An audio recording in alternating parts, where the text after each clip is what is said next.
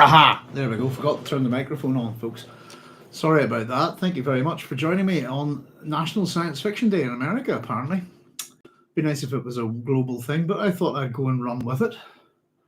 And excuse me, I'm just a bit out of breath there, just running. And excuse my attire. I'm wearing one of these hoodies, as we've had no heating for a week now. Something hopefully will be sorted tomorrow. We need a new oil tank. So thanks very much for joining me and welcome to the station. And as I'm going to do a wee thing for you a wee second here. Let me just have a wee nosy. I'm not sure. I'll tune this up. It's so cold in this room that my strings are tuning. So bear with me a wee second.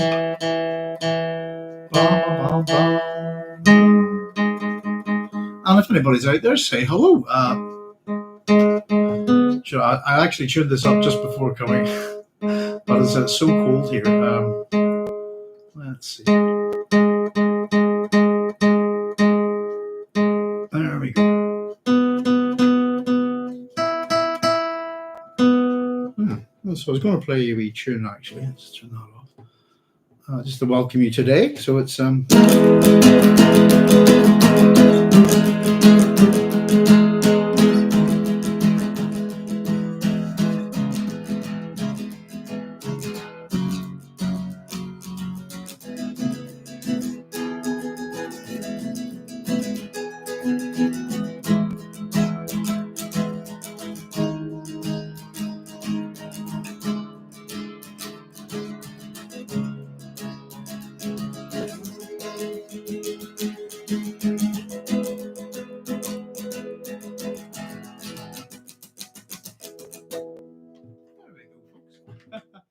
that's our wee tune to the science fiction station. We've got words for it, but I can't sing a note.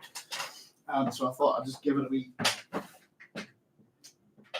blast for you. But I'll not be doing too much of that tonight anyway. So hello folks, welcome to Sloan Science Fiction Station. That's me just having a wee muck around. It's the 2nd of January, and it's generally what we call National Science Fiction Day in America. And my understanding is that the Hallmark card industry, etc., have got cards for this kind of thing. And I very much like the idea of having a science fiction day. I think there's a day for everything these days, isn't there? So I thought we'd pop on and have a wee bit of a chat. We're doing our usual book club with June Messiah on Thursday, hopefully, if we can get all the work done. But I've been running around this house just trying to keep warm.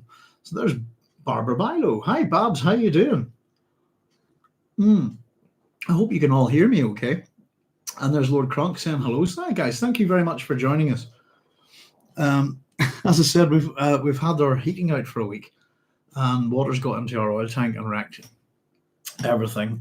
Just because it's New Year, it's just taken that long for us to get another oil tank organized. So my wife rather fortunately bought us, I don't know if it's not a fashion statement or anything, but she bought us all just these hoodies for Christmas. My wife knows how fond I am of Homer. And thank goodness that she bought us these, because we've only got one wee single bar fire here, and we're all in one room with the dogs, but we've been like this for a week. And but yeah, it's interesting how you get on without heating and stuff, and it hasn't been too bad. I've been kind of enjoying it, Babs saying, I'm just fine tonight yourself. I'm not too bad. Thank you, Babs. Throat's starting to get a bit better, and I'm feeling a bit better in general. So hopefully we can start getting back at the recording, because it's really just put a bit of a stump on things, hasn't it? I was trying to do a few wee things, and I was just so nasal and bunged up. It sounded terrible.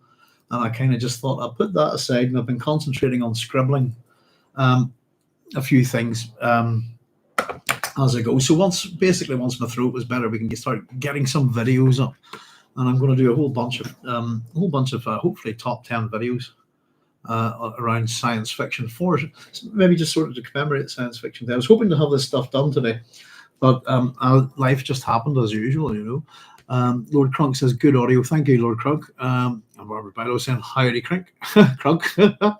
Hey, Barbara. Thanks very much for joining us, guys. I just thought I'd have a wee bit of a chat and maybe see if we've got anybody on just all things science fiction, really. We've been through the previous year, and I've got some new science fiction to chat about tonight, actually. Uh, mm, and it's something that got me really thinking about how we come across science fiction. I'll, just in terms of things I've picked up, I was saying I just finished Light recently by John Harrison, and it's an interesting book. And I think it might be a book that you might take or leave it if you like. I think it's very well written, and I'm still really mulling over it, but I did enjoy it. I'd say it kind of follows three different stories and that are kind of connected. I would say I enjoyed two of them more than the other. Um, and it does end with one of those science fiction cliches. And I thought I might take a look at a few of those tonight. But I was considering what new book, or not necessarily new book, what science fiction, excuse me, to get something new. And somebody, I can't remember who, but number of people kept recommending Snow Crash. Excuse me. Now, I kept mixing that up with, is it Snowpiercer? I believe, but Snow Crash by Neil Stevenson. I'm doing a wee bit of reading on this. I haven't managed to get a copy because I went down to town with a book token to pick this up, and the last local Waterstones didn't have a single copy. Its selection of science fiction is kind of weird in a funny way. So I had a book token to spend, and what I thought I would pick up, and I saw this, and I was immediately, I just went, oh, I know that. I picked this up. There we go. Beautiful Star by Yukio Mishima. As disconcerting as it is funny, says the Times. I'll give you the wee bit of blurb on the back. It's a wash with dark humour and scenes of intense beauty, a mixture of humour, high literary seriousness, and flying saucers. Remarkable. So I've read something by Mishima before, but not science fiction. I know a little bit about him. This is a tale of family love, nuclear war, and UFOs. Beautiful Star tells the story of the Osugi family, who come to the sudden realization that each of them hails from a different planet. Fathers from Mars, mother from Jupiter, son from Mercury, and daughter from Venus. This extraterrestrial knowledge brings them closer together and convinces them that they have a mission to find others of their kind and save humanity from the imminent threat of the atomic bomb. Translated by Stephen Dodd.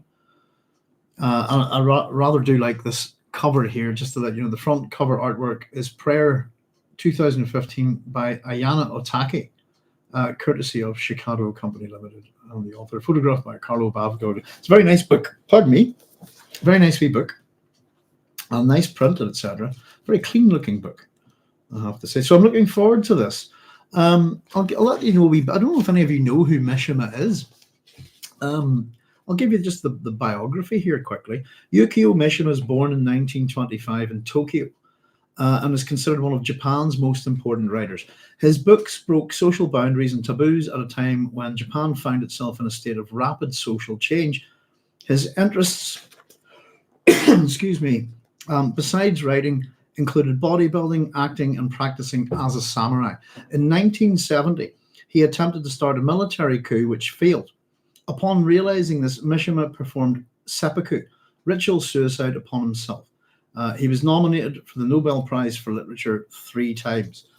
So I don't know if anybody, I remember we were talking about a while back, we'd seen an interview with, I believe it was Alistair Reynolds, I think, on Media Death Cult, in an attempt to be woke, was talking about how he would no longer read any books by authors who'd committed suicide. So he'll never read this and quite a lot of other stuff. I think it's a terrible, terrible idea, to not read something by somebody who's committed suicide. I've read a number of books by people who've committed suicide, and they're extremely good, and some of them extremely important,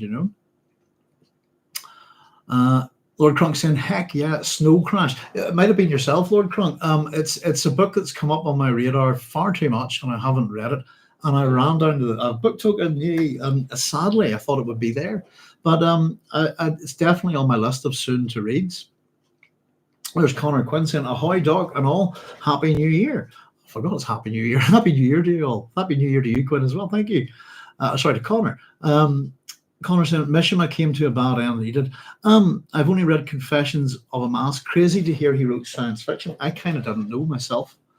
Connor, it's one of those interesting things. And I'll tell you how I came to know Mishima. Was through 2080, would you believe? Let's just have a wee grab at him on Wikipedia here. What's the book I've read by him? God, it was a long. I've picked up a book by him when I was at university. Oh, I suppose I should clarify when there are a lot. In the early 90s. What would it be called? Hang on, we'll soon see if I can find out. And he's an interesting chap. I use that word, don't I? Interesting quite a lot. Let me just see if I can find a biography here. Please, for classical critical essays. Let's see. Literature. Circus. Thieves. Thirst for Love. That's it. I know Kawaki, I believe, is the word Kawaki literally means thirst, but has a sense of parched dryness. It's a 1950 novel. There we go. That's all I've read by him. But how I came to know who he was, I suppose, was there's a 2000 AD story, a Judge Dredd story, which is called Mishima's Run, and it's about basically a cult. I suppose who followed Mishima turning up in Mega City 1 with the I don't know, these kind of like psychic super samurai kind of thing. It was quite a good wee story. But it's kind of what led me to go, oh, who's this guy? Who's Mishima? And again, that's another great example of I suppose 2000 AD and its long history of bringing us bringing other science fiction to your attention through its own science fiction. I think is very, very good. I'll just see, just to let you know, I mean, I know some people are a bit shy away from controversial figures and stuff like that, but I always like to think that you can just take the person's book. So as I said, I haven't read it yet. I just picked it up. It's brand new and glistening here on my desk. I'm really looking forward to it, I think. As always, haven't read too much Japanese science fiction, but yeah, I think Mishima's a lot of his problems were a lot to do with, I suppose, the arrival of American culture in Japan post World War II. But I don't know an awful lot about him. But I just thought there's a new. It was a surprise, put it that way, to see. As I said, I don't know much about him, but I recognize the name and know who he is. And I was very surprised to see a science fiction book by him. And I immediately went, I'm having that. So I look forward to it. This one's published by Penguin. And it's Yukio Mishima's Beautiful Star. Something that has completely missed my radar. And I can't wait to let you know all about it. It's about 270 pages long. It's a reasonable, nice wee paperback. So there we go. Connor said, I've only made Confessions of a Mask. Crazy to hear he wrote sci-fi. Yeah, it's just, I didn't know that. Henry Miller wrote an essay. I can't see that last word. On him. Yeah, I don't know too much. As I said, it's and I just picked this up the other day, and I dare say by the time I'm finished reading it, I'll probably know a wee bit more. But the original, I don't know if you could get a link on Mishima's Running from. I remember that I think the artist was Cam Kennedy, possibly. Let me just quickly see. I bet you they've done a sequel. 2008 has gone to hell, hasn't it? There we go. Let's see. No, that's not it. That's Revenge of the 47 Ronin. What was wrong? No, I'm not actually seeing it. I don't think that's. No, that's definitely not it. Let's see if we can get any art on it. No. There's Mishima's Ronin Samurai from one of the games, I think. I'm not seeing anything up from it really from 2000 AD, doing a wee quick search here, but it's a Judge Dredd story. It's called Mishima's Ronin. And I think it was a multi-parter. And it was a good wee story, you know. So just, there we go, science fiction. Where does it take you? And what do you find out? That kind of thing, you know. But as I said, I popped on today. I'm going to have a wee coffee here. Just the sort of, it's National Science Fiction Day, and I don't know if it's much of a thing in America. But the idea really is that it's, if I believe correctly, is that today was chosen because, and I'm going to check this out very quickly before I say it, make a fool of myself. It's supposed to be, there we go, it is indeed, yes. So this would be the 104th anniversary of the birth of Isaac Asimov, and therefore the idea of National Science Fiction Day on this day is because, as far as I know, it's the birthday of Isaac Asimov. So there you go, his dates are the 2nd of January 1920 to the April the 6th, 1992. And of course, I'm sure you've all read, I'm hoping everybody here has read some Asimov. You know, and if you haven't, grab some of his short stories, or, you know, his ideas are great. The robot stories in particular, I think, are fantastic. And there we go. Colleges and Cannibals. There's college saying happy 2024, everyone. Happy New Year to you. Connor Quinn saying, somebody's reading. Tell me what they're reading. Connor Quinn is saying, I'm reading Pebble in the Sky right now. Aha. Science fiction.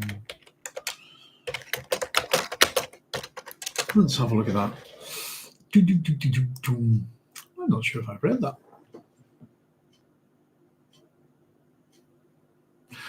Pebble in the Sky is a science fiction novel by American writer Isaac Asimov, published in 1950. This work is his first novel. I haven't read it. Parts of the Foundation series had appeared from 1942 onwards in magazines, but Foundation was not published in book form until 1951. The original Foundation books are also a string of linked episodes, whereas this is a complete story involving a single group of characters. Originally written in under the title of Grow Old With Me for Startling Stories.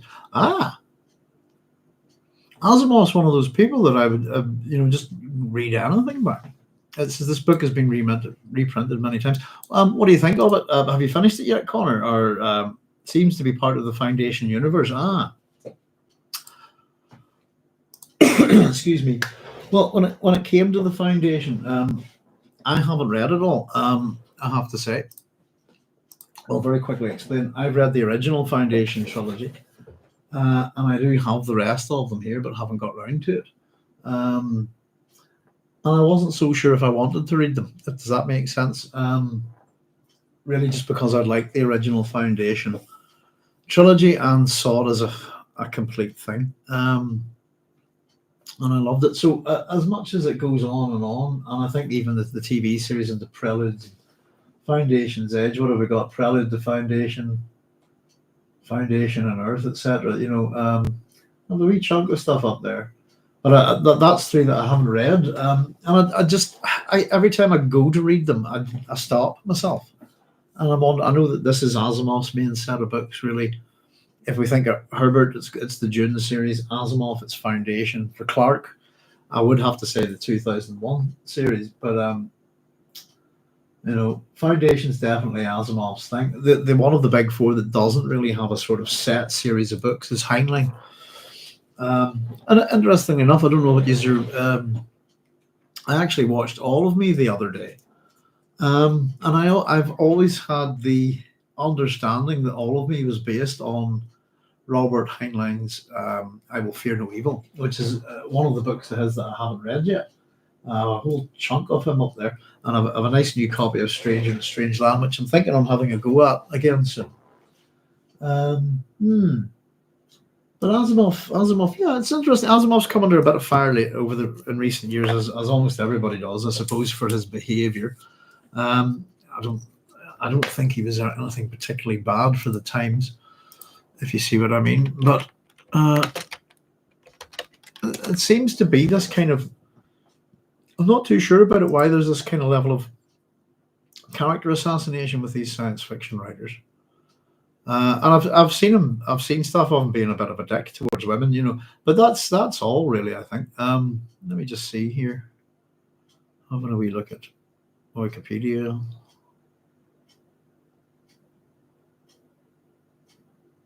For Arthur C. Clarke certainly come under attack quite a bit. Just more for their personal life, this kind of thing, and everything that was aimed at Arthur C. Clarke was absolute nonsense. Excuse me. I always like just looking at Asimov's entry here. It says the 3 laws of robotics in popular culture. If anybody's read the robot stories, you should know that there are 4 laws of robotics. And the 4th one is introduced in the Bicentennial Man, which is one of I quite like it. It's a bit sentimental, but if you look into Asimov and his laws of robotics, you'll find an argument that exists that he says I didn't invent them, and that he'll point to John Wood Campbell Jr. And then whenever John Wood Campbell Jr. is asked about this, he go, no, it was Asimov. So you end up having this kind of bounce back and forth between the two, but they're pretty much, I'm sure, Asimov's ideas. And he's got a book in every category of the Dewey Decimal System, doesn't he? There we go. Romance and Women. What's this?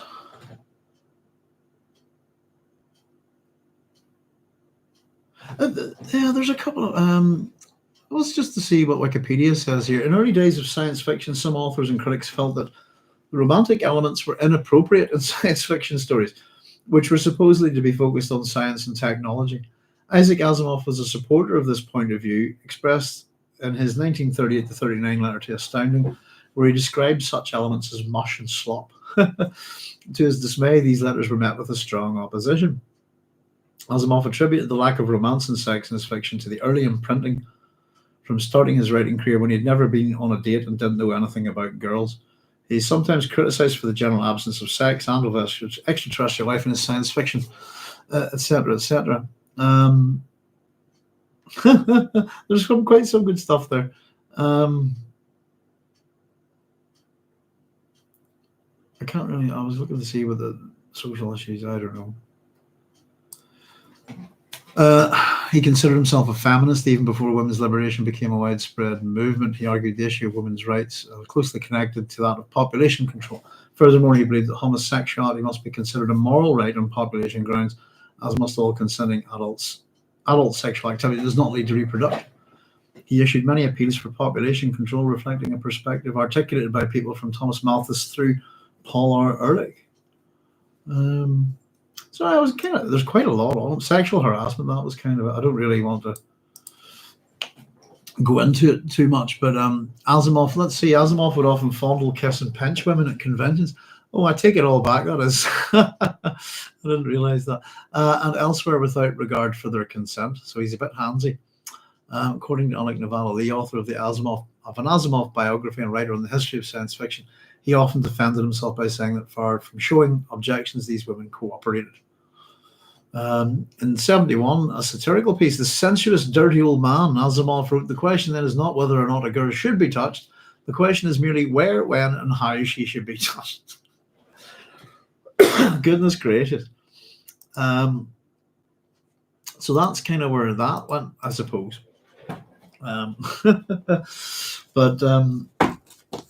Yeah, I guess I was saying I didn't think he was that bad, but according to that, he certainly was a bit handsy, wasn't he? What an appalling statement to make. I don't know. Some people just don't know how to behave themselves around women, do they? But there you go. Let's see where we're at, folks. On page 30 on, pretty good. That's Pebble in the Sky. Yeah, I must get around to reading it. Bits were strapped. Colin was saying just in relation to that, bits were slapped on the start and end of Foundation, as were for Star Wars and many other series. Yeah. Carlos criticizing, hey Doc, everyone, better late than never. Hi Carlos, thanks for joining us. Happy New Year to you. Happy New Year to everybody, by the way, if I haven't said so already. It's been 30 years, but Gibson's books were kind of cool from what I remember. William Gibson, what are we talking about? What did I read? Let me see. of a bunch of them here. Where are we? There we are. Hang on.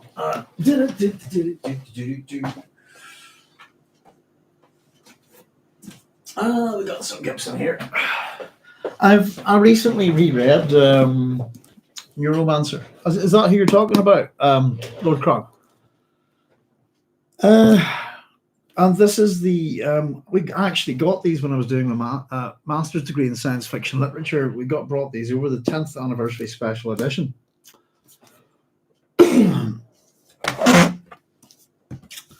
Yeah, I suppose, Babs, I get asthma. Sometimes the answer is not now or not at all. William Gibson, yeah, what have we got? Virtual Light and Burning Chrome here. Excuse me. I meant to reread these. I reread Neuromancer very recently, Lord Cronk. And do you know something? I agree with you, they're kind of cool, but for me, I've been putting a lot of thought into this actually lately. I do have a good old think about some of these things. I really enjoyed it. And I think it's more relevant now than when it came out. What's the date on Neuromancer? Is about 1984, is it? Maybe. Let me have a look. Copyright 1984. Yeah, this one's 1994. This has got a rather. It's got a wee note from the author here, I think, isn't it?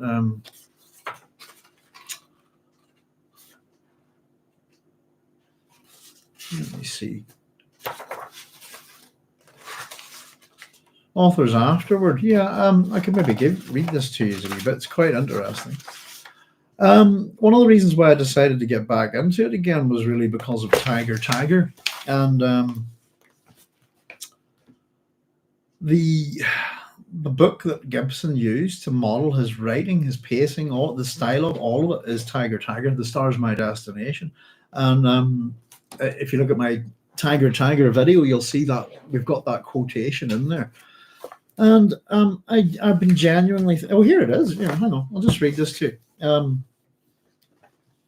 I'll give you the first paragraph, really. One hot small-town summer day in Virginia, either toward or just after the close of the 1950s, in an office supply store on Main Street, amid fragrant, fly-blown stacks of paperback mysteries, I discovered several yellow-back issues of a science fiction magazine called Galaxy. I knew what science fiction was, of course, and I knew that I liked it. Craved it, in fact, above all else. These odd-sized, pulpy, crumbling books were clearly some previously undiscovered form of this wonderful stuff, and so I bought them and took them home.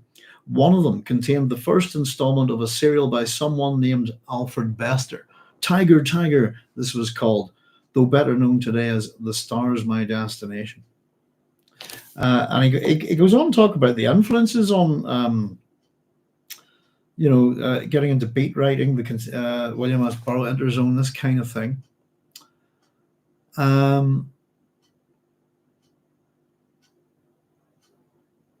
He's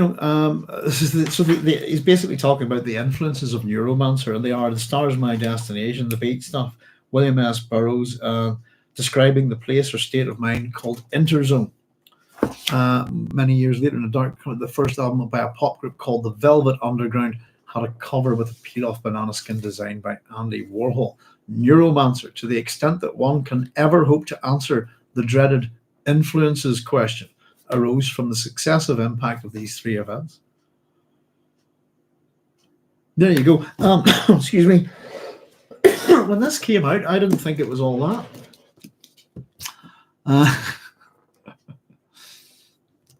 Mostly, Carlos said just in regards to Asimov being a bit, but most of the answer is not you. Laughing out loud. Carlos, I so feel that. I suppose it is a bit funny whenever you find. I never knew anything about Asimov or any of them like that. I don't suppose the information was maybe even readily available.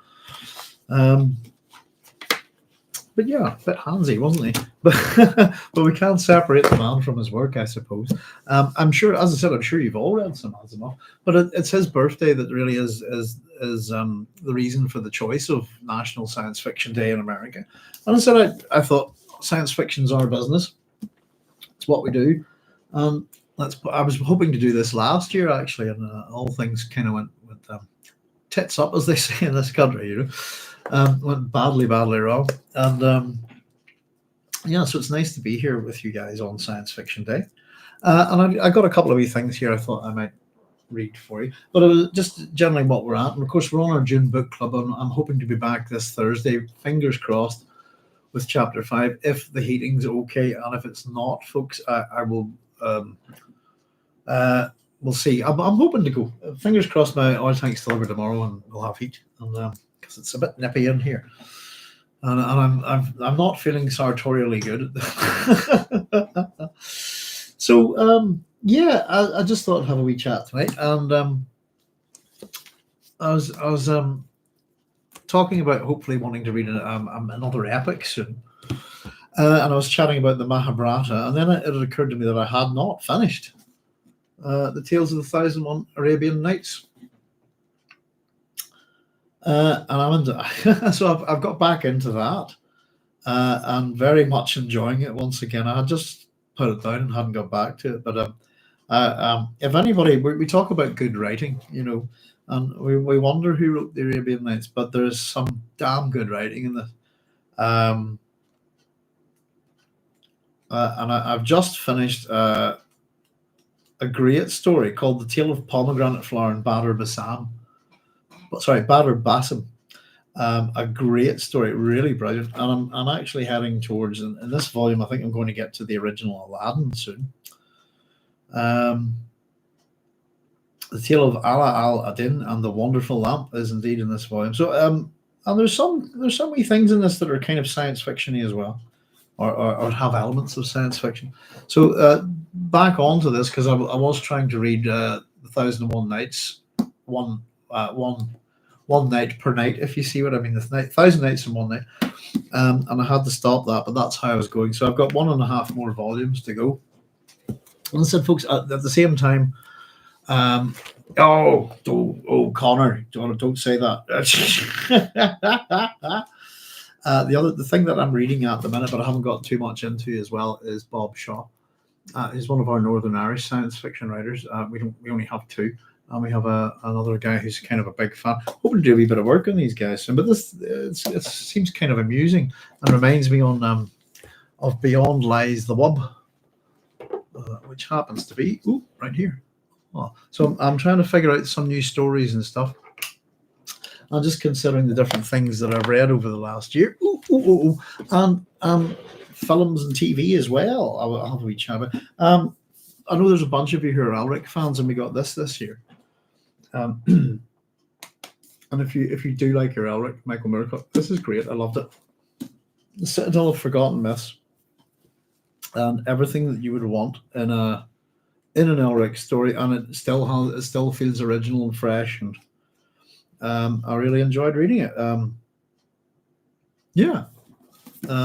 For anybody, I read comment there from somebody on YouTube, actually, just having a wee look at one of the videos that I did, the brief history of science fiction on the new wave, and they were saying they were looking to get into some new wave writers. I was pointing them in the directions of likes of Moorcock and Ballard and so on. But yeah,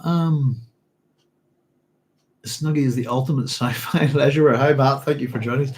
It's do you know what? It's very practical. I'll put it that way. We should be freezing our backsides. I shouldn't be able to do this in here without this. But I was trying to go for my big leather coat and hat, but it's not. It's still not as good as this thing. So my wife bought me this, and I quite like it. It's that Homer Simpson going into the hedge kind of thing. It looks like that.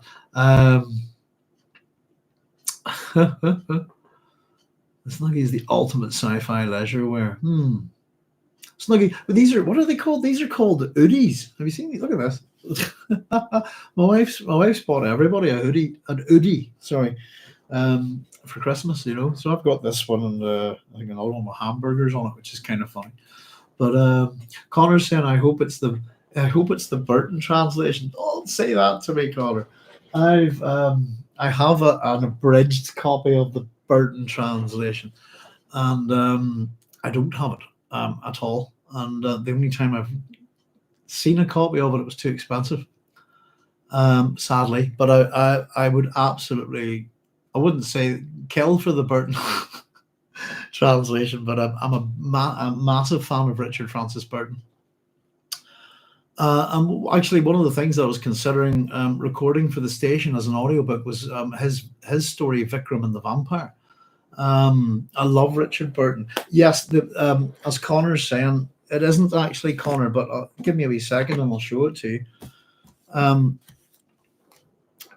Interestingly enough, I was going to mention these in relation to Dune Messiah for the next chapter in terms of the artwork. Gustav Bauernfeind's art is excellent. Let me just get them for you.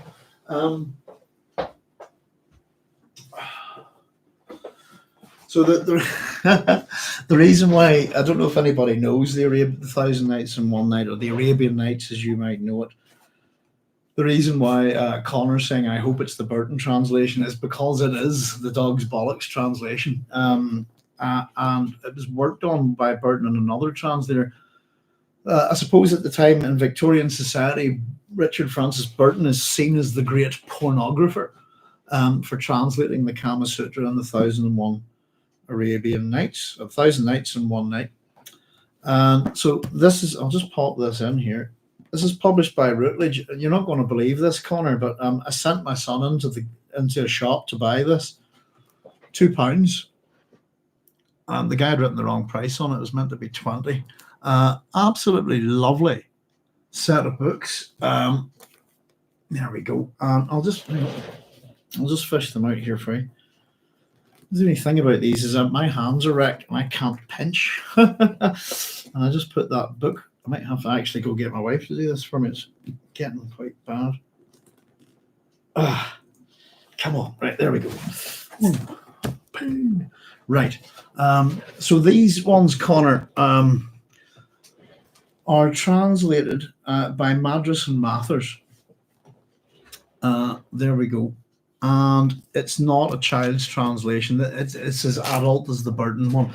So the reason why the Burton translation of the 1,000 Nights and One Night is considered exceptional is he doesn't shy away from any words at all, and it's as good a translation as you can get. And if someone says cock in this book, he writes cock. You know, it's that kind of thing. There are quite a lot of weird. There's a lot of sex and sexiness in this kind of stuff in the Arabian Nights, and there's a whole language around sexual organs and stuff like that. It's quite funny, but it can be quite rude, some of the stories. The one I've just read, actually, the one I was telling you about, has the most incredible description of a woman's arse you'll ever read. And I'll not read it out to you. I think it'll be a bit vulgar. Maybe, well, if you wanted to, I would read it to you if I could find it. But it was incredible, and I love good writing. And so these are. Sorry, rambling a bit, but it's a good old chunky read. I thought the Burton version was in about 10 to 12 volumes. So we have, I suppose, I was talking about the artist here. Well, this is J.L. Jerome. Who else have we got here? J.L. Jerome, Eugene Delacroix. Well, hang on. That's all right. So volume 1 here is the cover shows a detail of The Rug Merchant by J.L. Jerome. There we go. And if you see what I mean about the sense of Arabia and the Arabian, and even as we get Paul walking amongst Arakeen and stuff, this kind of thing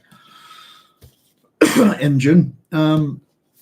And they're a delight. Cover shows detail of Ali Ben Ahmed, Suivi de Son Escort by Chausseria in the Muséum National Paris. That's volume 2. And I love the art on these books. It gives you a real sense of the world. Volume 3 here is the cover shows detail of a street scene by Gustav Bauernfeind, the Bridgman Art Library. Again, there we go.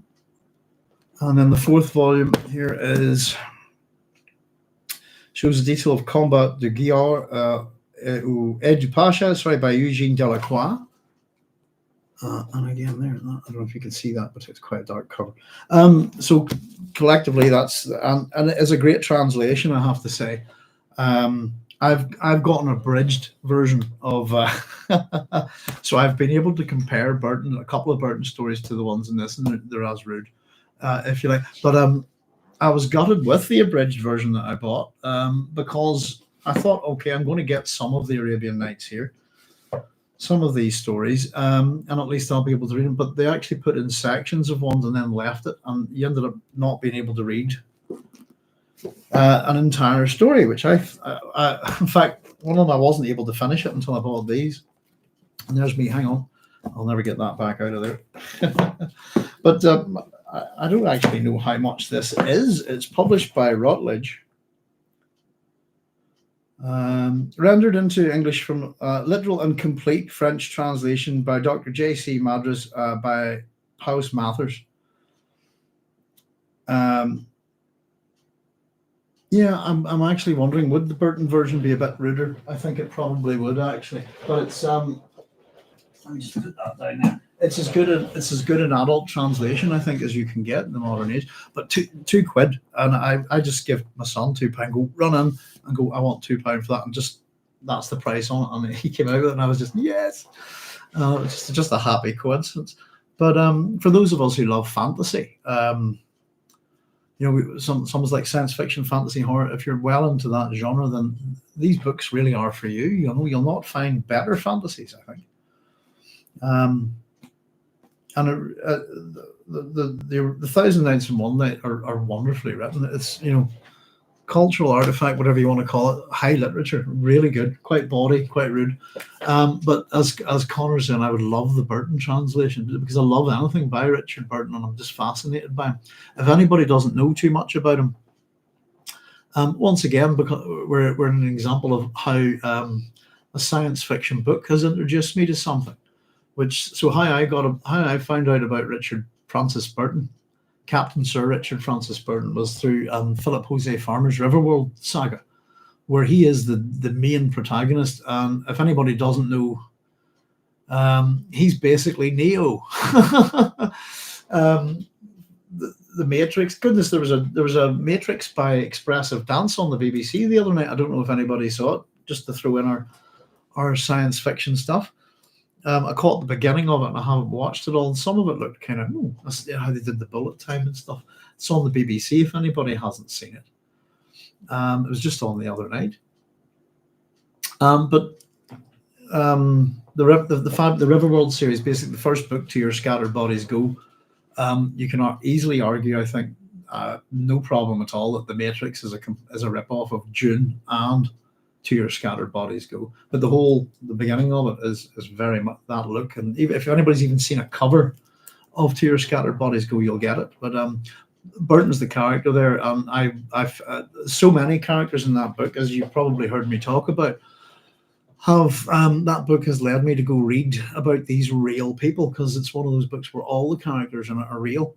And it's led me to Lai Po and Tu Fu, the Chinese poets. It's led me to Richard Burton.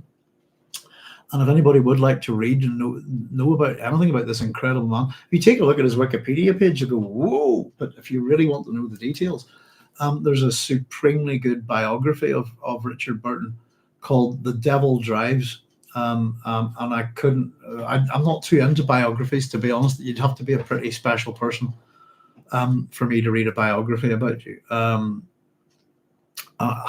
couldn't recommend that book more. Brilliant. He is...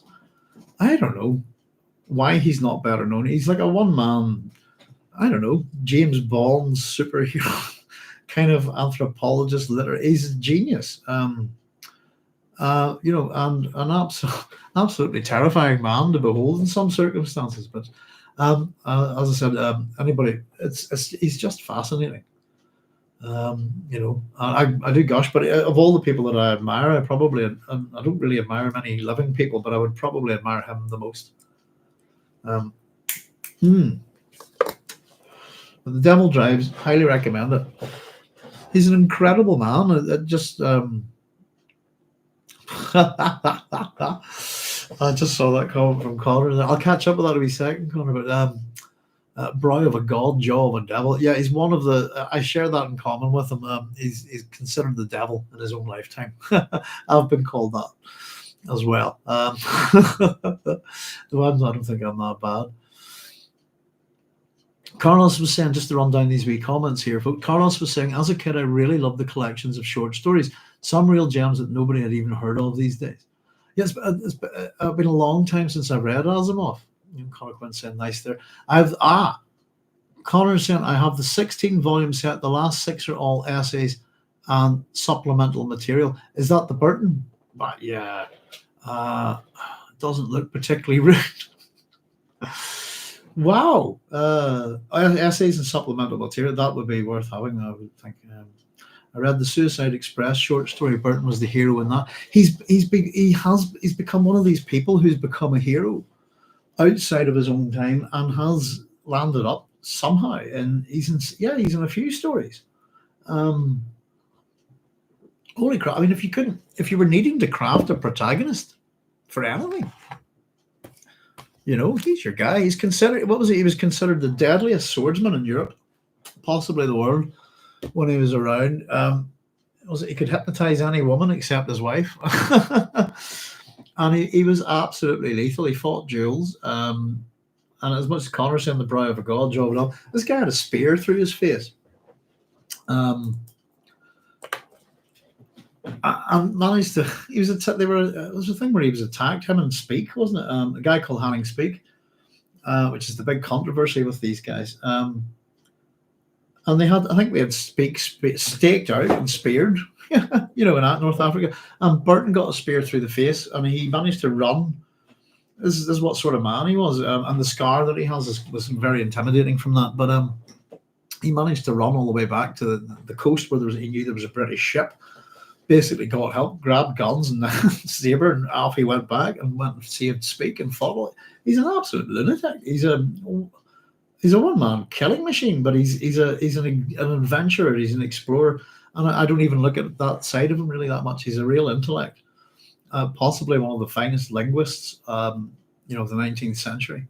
And of course, we wouldn't in the West, we wouldn't have the Kama Sutra or the Tale of the Thousand Nights and One Night without him, really. Vikram and the Vampire. There's a whole pile of stuff. Unfortunately, his wife burned a lot of it at his death.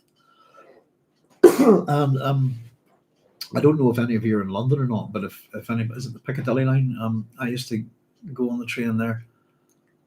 Heading up into central London, you go at Mortlake. It is at Mortlake. You should be able to see his mausoleum. It looks like a stone tent from the train. If anybody's interested in that kind of thing, or doing a bit of tourism in London.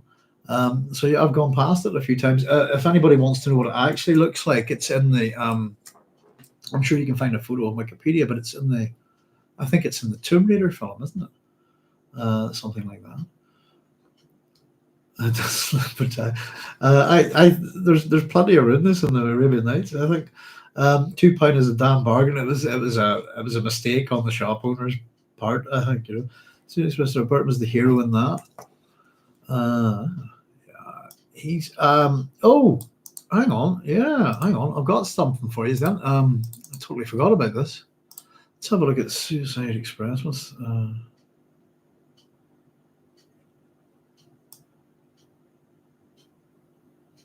I'm just getting off a lot of. What do you think?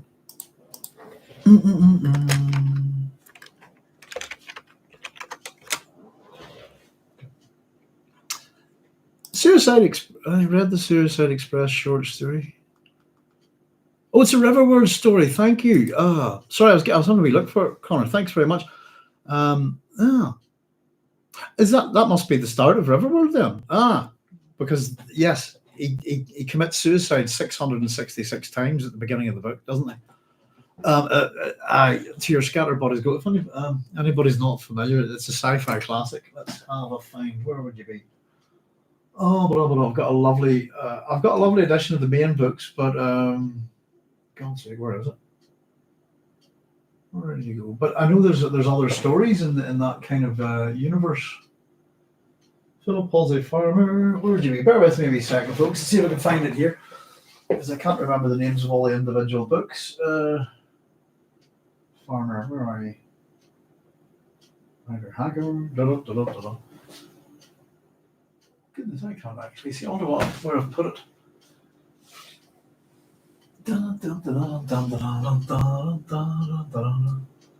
Well, that's a good one, right? I must have to have a look for that. Bottom shelf. Riverworld. Sorry, folks, I can't actually find it, which is kind of bothering me a wee bit, because it should be in here. I'll have a wee nosy. I must be in some other room or something at the minute. Yes, God, yeah. Yes, says Connor. God, 666 times. God to admire the kind of determination. Yes, he's that kind of man. He was that kind of man in real life, I think. What have you done with me? Riverworld books. That's a goodness gracious me kind of thing. I have them in a box set, so that I'm probably staring right at them, but can't see them. In fact, I have a printer in front of the lot books here. Oh, no, I don't see that one, but there we go. There's that. What a beaut. Box sets. Where do I put them? Oh, sorry, folks. I'm just creating dead air here, aren't we? Oh, there they are. There we go. Little bit of perseverance. I couldn't recommend these more. And if you're like me, and you read something in your interest and you go, I want to go find out about that, then these books are incredible. If you're into history and the characters in these books, Mark Twain's a character in this book. Here we go. This is the Riverworld gift box that I have. Here's the books. To Your Scattered Bodies Go, The Fabulous Riverboat, The Dark Design, The Magic Labyrinth, and Gods of Riverworld.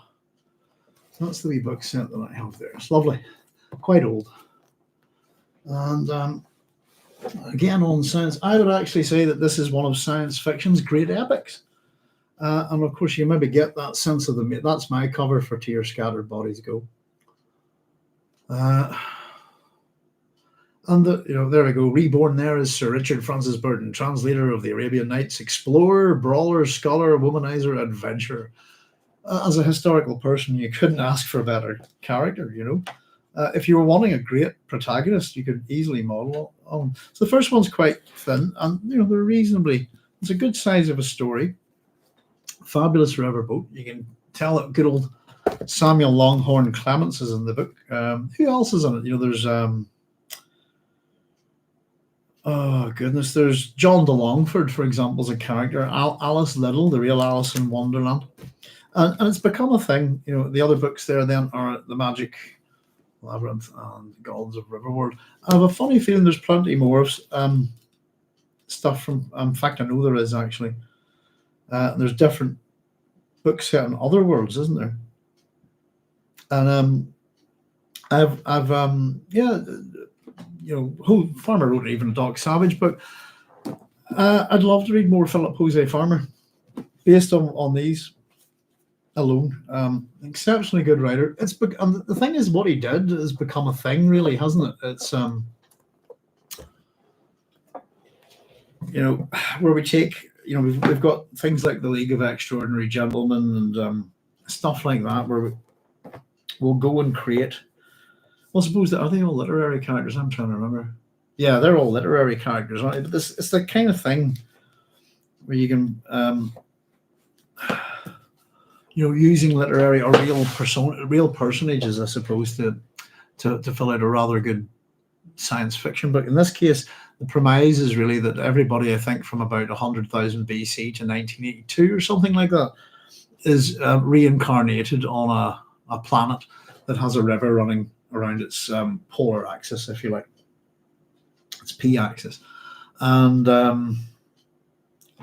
there's a really bad attempted a TV series of it. They got rid of the Richard Francis Burton character and replaced him with an American astronaut, I think, which was just why would you do that? Why would you just get rid of the main character of your book, especially when he's so fascinating, But that's a big recommendation for me, by the way. If anybody's not read I call it the Fabulous Riverworld series. I don't know why. Probably the Fabulous Riverboat, but the Riverworld set it's a science fiction classic, I think, and it's really good. It's full of ideas, and it's led me all over the place. This is the book I was talking about, by the way, just quickly. So because of Riverworld, I read this. It's a cracking. I don't know whether it's the book itself that makes it so good or just Burton's life. That's the mausoleum you can see at Mortlake as you go by on the train. There you go. I might have a picture. I've got cartoons of him here and stuff. Where have I got a picture of the scar? Yeah, this is Richard Francis Burton. Here, that's a drawing of him, and he's famous for undertaking the Hajj, disguising himself, circumcising. This is how far he went.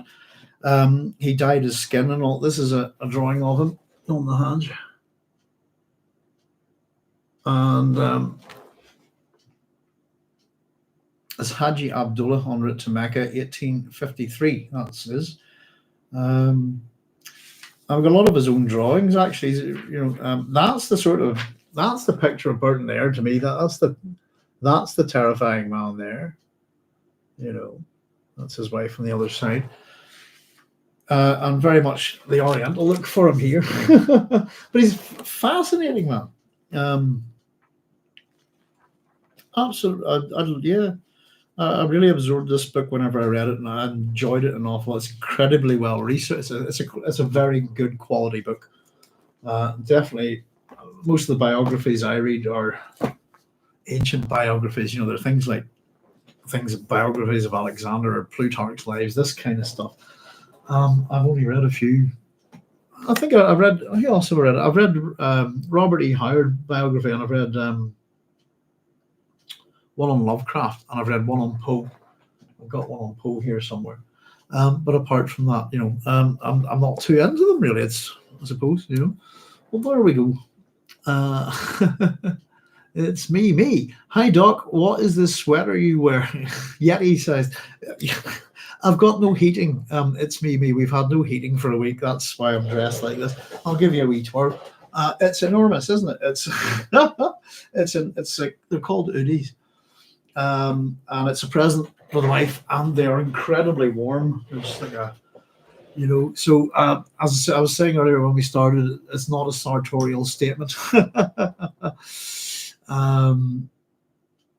But yeah, they're called hoodies, and they're all over the place here. I don't know. I'm sure you all know Northern Ireland picks up trends quite slowly. But my wife's got everybody one of these for Christmas. So thank goodness, believe it or not, because we had, oddly enough, our heating failed on us last year at Christmas. And we froze our bits off here. So I'm really glad to have it, to be honest. Yeah, I'm not a vain person, as you gathered. It's me. But I keep joking about why my wife got me this because she knows how much I like Homer. But I quite like Homer Simpson as well. But yeah, it's big. But I'm not too bothered at the minute. It's keeping me warm. Connor Quinn says, I look forward to reading it. The Sci-Fi Channel adapted in 2010 into a miniseries. It's not so good. It's terrible. It's awful. I've always been fascinated by Burton too. Yeah, great book. Couldn't recommend it more.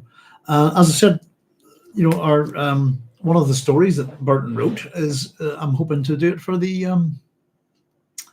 channel here as an audiobook. So we will be doing. The idea is always a kind of to do some mostly science fiction, but we had planned to throw in some fantasy and some what I call old-fashioned horror, if you like. And let me see. Vikram and the Vampire is there's a few stories like that I very much like to record. So I'm looking forward to doing it, and I'll be. It's a bit like producing Philip K. Dick's Rogue for this channel.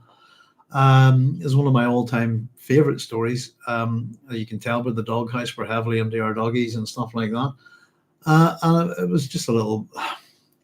I don't know. It was a big thing for me to actually do that, and because I loved it so much, it would be the same thing. I have wee stories that I would love to read to people, just to share them, and that they are a bit obscure sometimes. But I don't know how many of you would have heard of Richard Francis Burton. How many of you would have heard of Vikram and the Vampire, for example? And He's incredible. Oh, now, very quickly before I go on any further, Connor, we're talking about Richard Francis Burton being a protagonist in science fiction and fantasy books. I've got three for you here. Hang on. Oh, here. Let's get that out of the room. Ba, ba, ba, ba, ba. Algernon Swinburne, that's it. I really enjoyed these, I have to say, but like most science fiction series, things can go on a bit. I read the first three of these books, and I'll show you what they are now. And these are the Burton and Richard Francis Burton and Algernon Swinburne in The Strange Affair of Spring-Heeled Jack. If anybody's not heard of Spring-Heeled Jack, look it up on Wikipedia. It's something along the lines of a bit of a Jack the Ripper kind of thing. It has a science fiction time traveling element to it. But it's this guy that appeared in Victorian Britain and then disappeared. So these are the Burton and Swinburne novels by Mark Hodder. Just to let you know, I'll read you a wee bit of the blurb from it. This is Burton and Swinburne, The Strange Affair of Spring-Heeled Jack is actually Mark Hodder's debut novel, and the blurb on the front says, the best debut novel I've read in ages by Michael Moorcock. And this stuff's steampunk, I suppose, which is kind of where you would set Richard Burton, if you like. It is 1861, and Albertian Britain is in the grip of conflicting forces. There's actually a misprint on my book, and it says Forex instead of forces. I could just notice that. Or is it a font problem? Forces. Yeah, it's a font bad font. So this is kind of a steampunk thing. And the first book's to do with Spring-Heeled Jack. We carry on. And it's kind of funny because the next book also says the best debut novel I've read in ages. But this one's The Curious Case of the Clockwork Man, and this is winner of the 2010 Philip K. Dick Award. And then the other one is, of course, well, if anybody knows a wee bit about Richard Francis Burton, Expeditions to the Mountains of the Moon.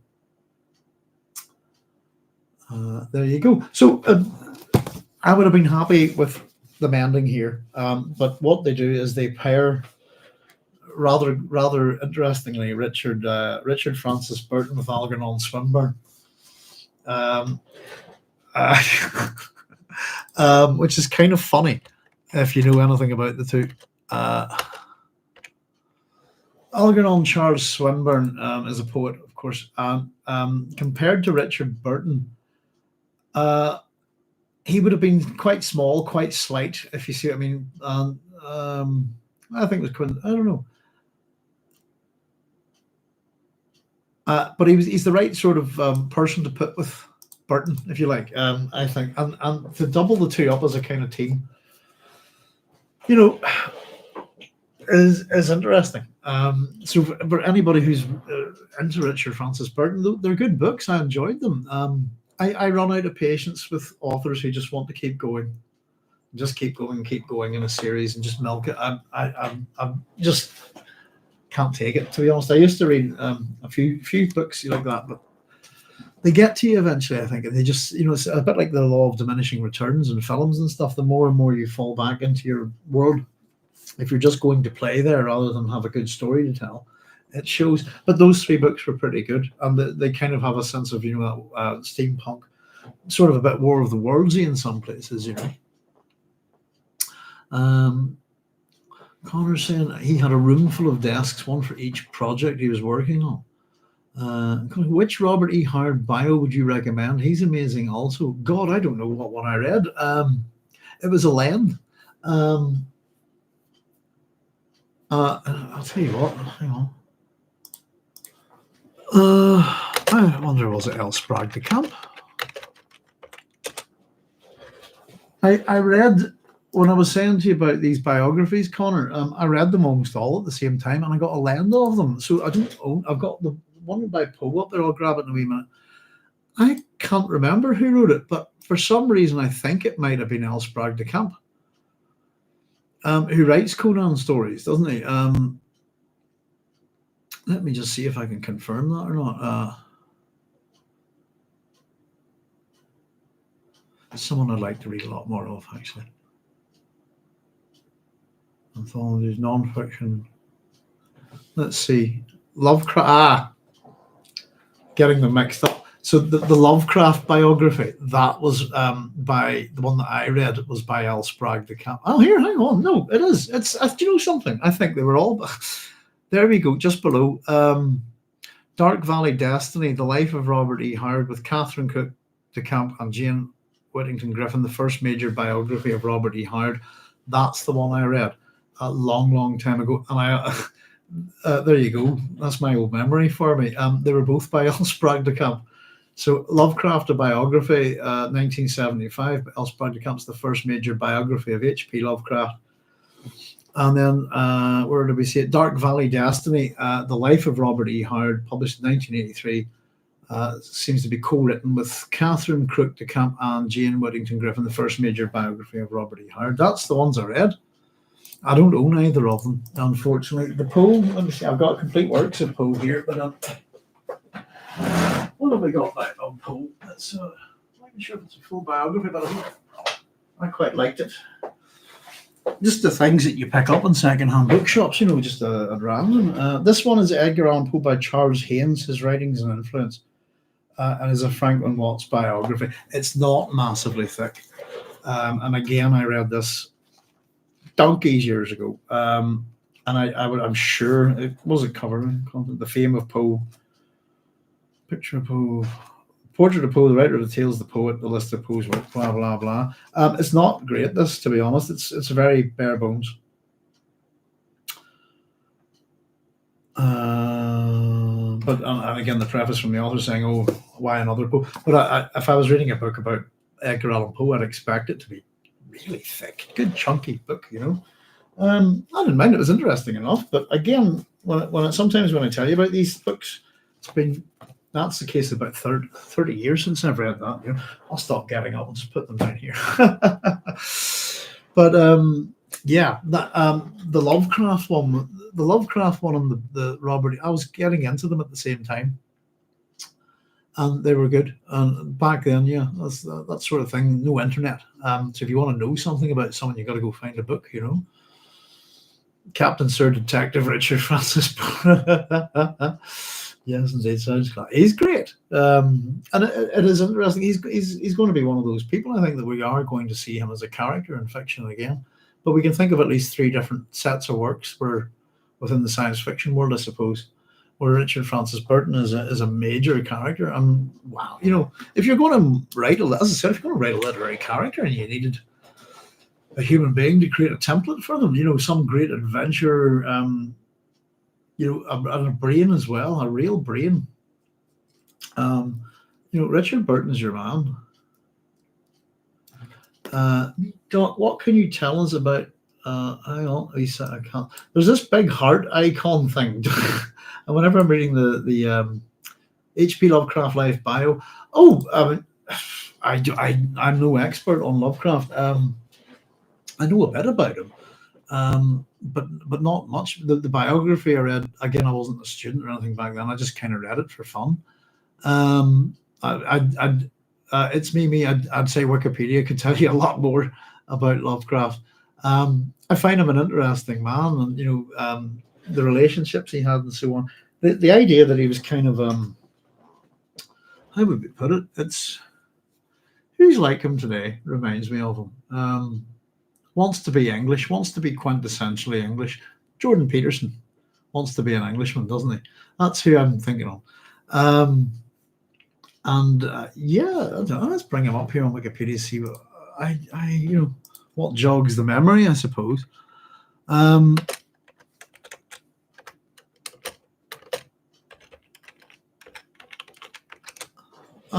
think Howard was certainly the more Robert E. Howard. I could tell you a wee bit more about definitely about Cookie.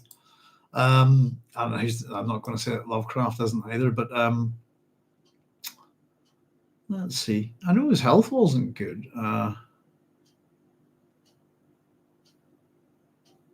But yeah, I mean, there's plenty of stuff there on Wikipedia. Yeah, financial decline.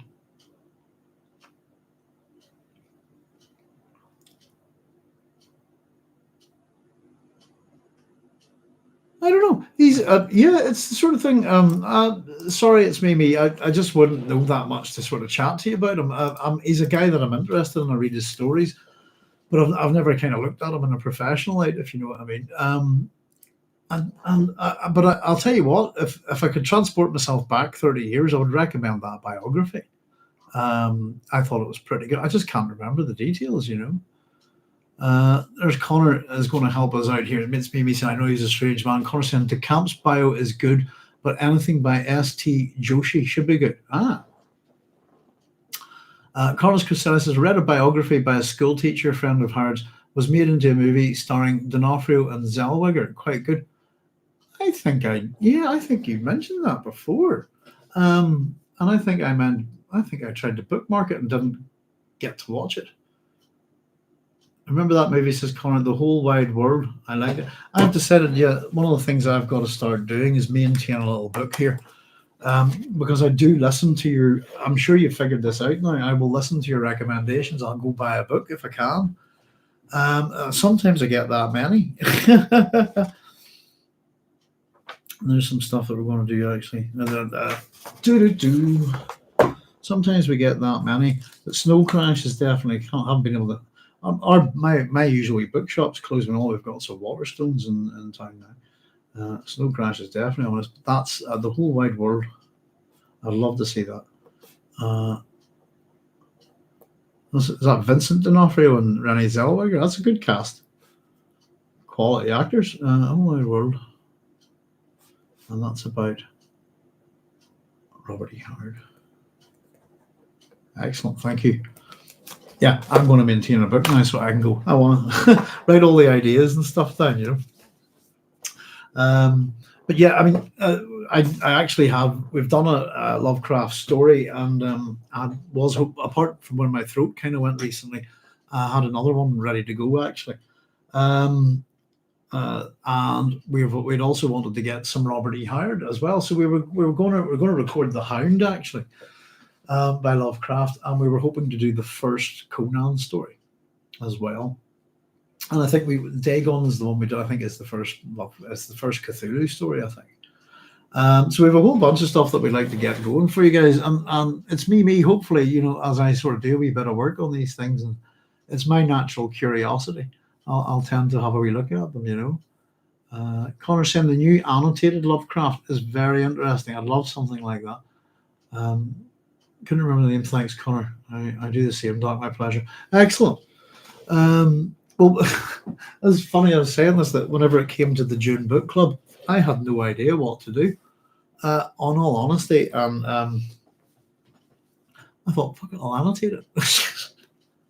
I'll literally go through this thing, and that's what I'm doing with June Messiah at the minute. And I love books like that. I don't know. Let me see if you can see up. I'll point this camera up a bit. There we go. Can you see Sherlock Holmes there? Now there's a volume missing of this, but that's the complete annotated Sherlock Holmes. All the short stories. The volume I'm missing is the novels, and it is the most exquisite. I'll bring my camera back down here. Sorry, folks. It is the most exquisite books. They're beautiful, and the detail that they go into.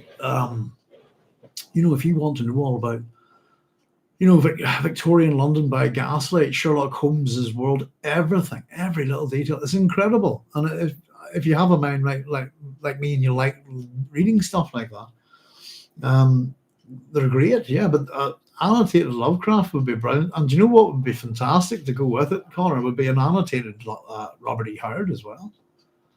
But the work that goes into annotation by, you know, some editors or people who work on these is incredible sometimes, you know. I like Lynn Carter's Look Behind the Cthulhu Mice, though it's a bit dated. I'll scribble that one down as well. There's so much to read, isn't there? But what's it called? Look Behind the Cthulhu Mythos, yeah.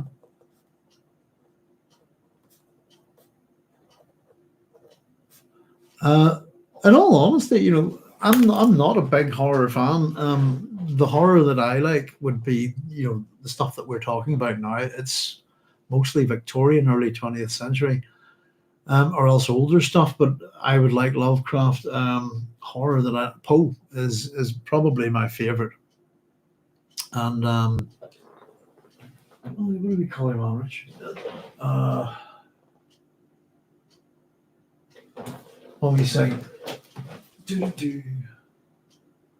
Yeah, stuff like Robert Chambers. I was just having a wee nosy what kind of things I have over there, but that's my kind of horror. And Dracula and Frankenstein, literary horror stories.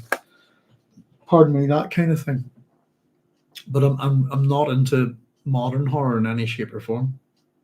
The last kind of the most sort of modern horror stuff that I would have read would be things like the Necroscope books. They're not modern, that's back at school. Brian Lumley, I think, and then probably Carrying Comfort. Probably the last proper vampire book that I read was probably Carrying Comfort by Dan Simmons. You love Clark Ashton Smith. That name, yes, we've talked about that name before, and I didn't recognize it, and I know who it is now. I probably would. Connor, you're quite right. I'm quite enamored by the Victorian science fiction and fantasy writers. They're very good. They're often interesting people. And I suppose some of them, we were having a wee chat about Asimov and how he's perceived, and I was thinking it was that, but it seems he was quite gropey, handsy, bad attitude to women, I think. I don't know, sometimes you think, well, hang on, I know people who are alive at that time and they didn't behave like that, so why do you?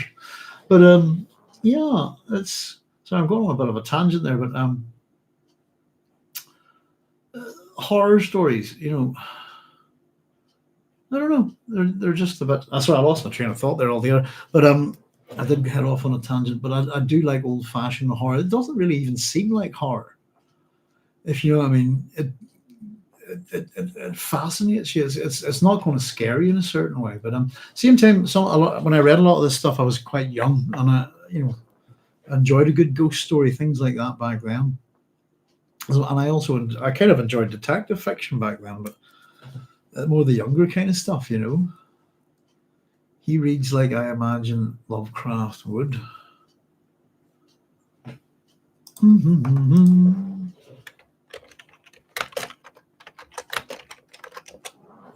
I find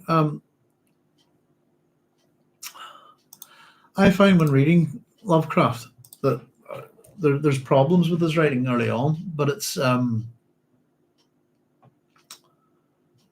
he's a writer that you can see real improvement in. I think if you see Howard's the same. I think Howard's a great wordsmith. I love Robert E. Howard's writing. And I suppose we always talk about this is the thing that it's not an easy thing to identify, and it's maybe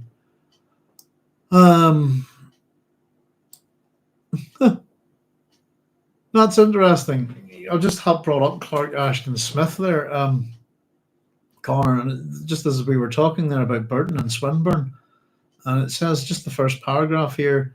An American writer and artist achieved early local recognition largely through the enthusiasm of George Sterling for traditional verse in the vein of Swinburne. As a poet, Smith is grouped with the West Coast Romantics alongside Joaquin Miller, Sterling, and Nora Mae French, and remembered as the last of the great Romantics and the Bard of Auburn. Praised by contemporaries, Lovecraft stated that in sheer demonic strangeness and fertility of conception, Clark Ashton Smith is perhaps unexcelled, and Ray Bradbury said that Smith filled my mind with incredible. Oh, sorry, where did that go? Filled my mind with incredible worlds, impossibly beautiful cities, and still more fantastic creatures. Smith was one of the big three of weird tales. That's it, with Robert E. Howard and Lovecraft. Yeah, he's the one I genuinely don't think I've read anything by him. I might be wrong. I've read all sorts of collections of short stories with science fiction writers over the years, but unfortunately, when you read books like that, you tend not to remember who wrote what.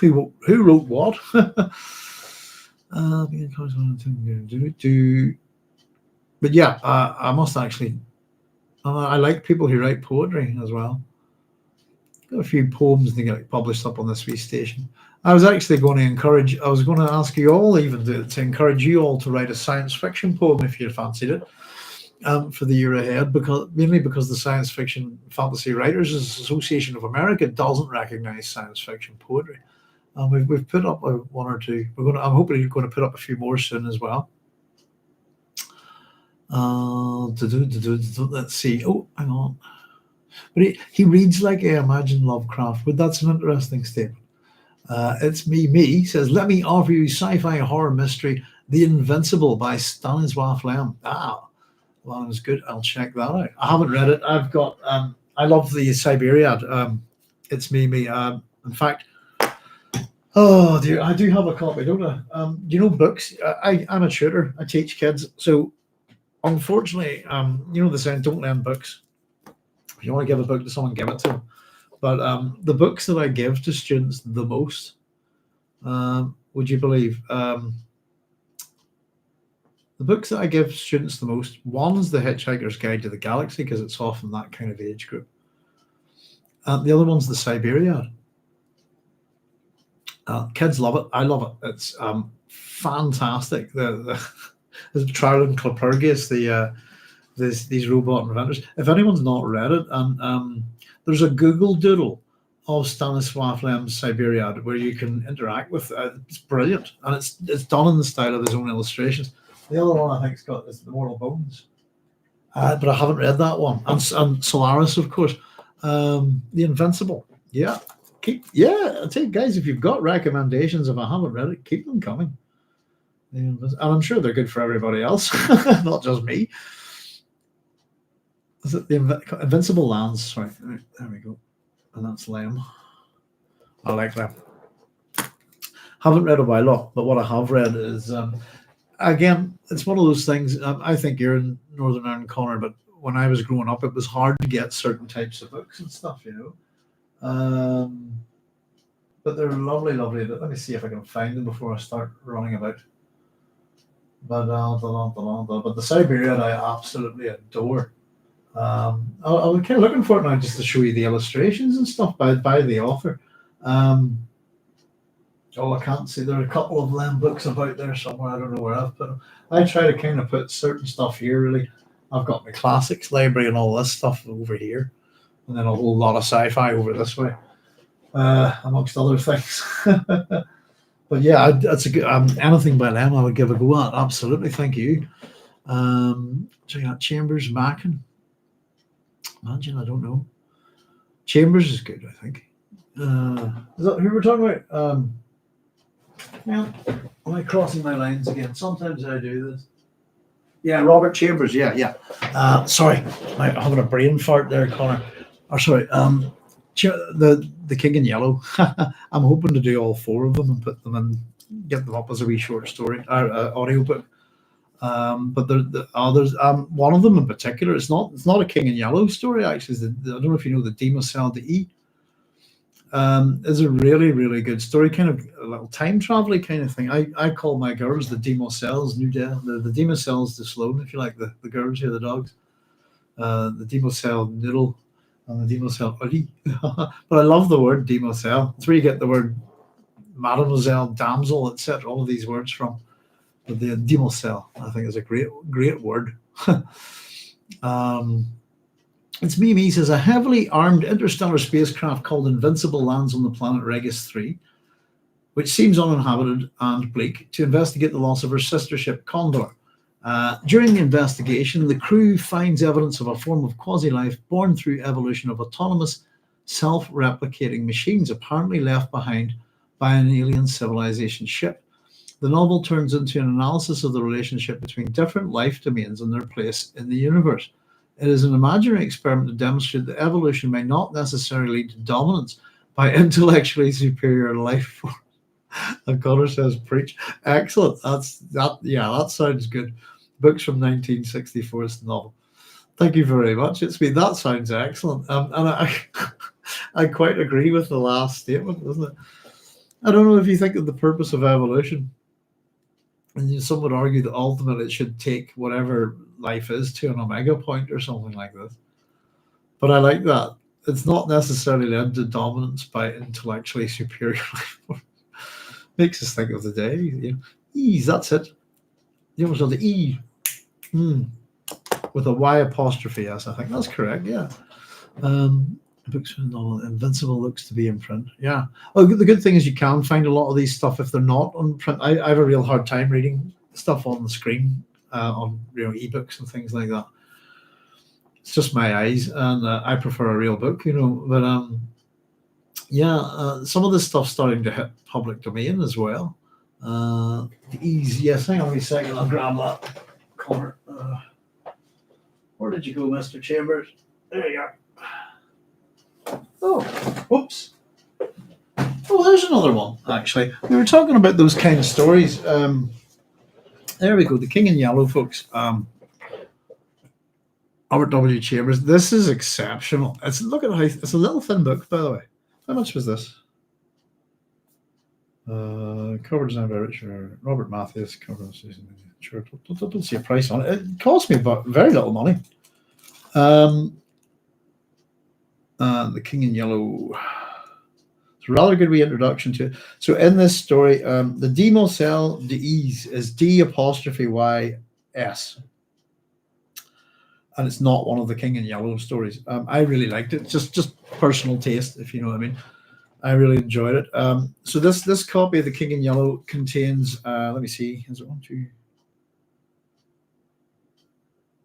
5, 6, 7, 8, 9, 10 short stories by Robert Chambers. The King in Yellow stories are The Repairer of Reputations, The Mask in the Court of the Dragon, and The Yellow Sign. And the Repairer of Reputations, very interesting. As you read it, you'll start, I'm reading a science fiction book here, and it's very interesting. But you've got to love the stuff to do with the King in Yellow as well. And I don't know if I'll not spoil it, but if you try to get rid of this, if you try to get the King in Yellow is a play, isn't it, within the book? If you read it, you go mad, and people try to get rid of the book. I lost my first copy of this. Something happened to it, and I couldn't find it.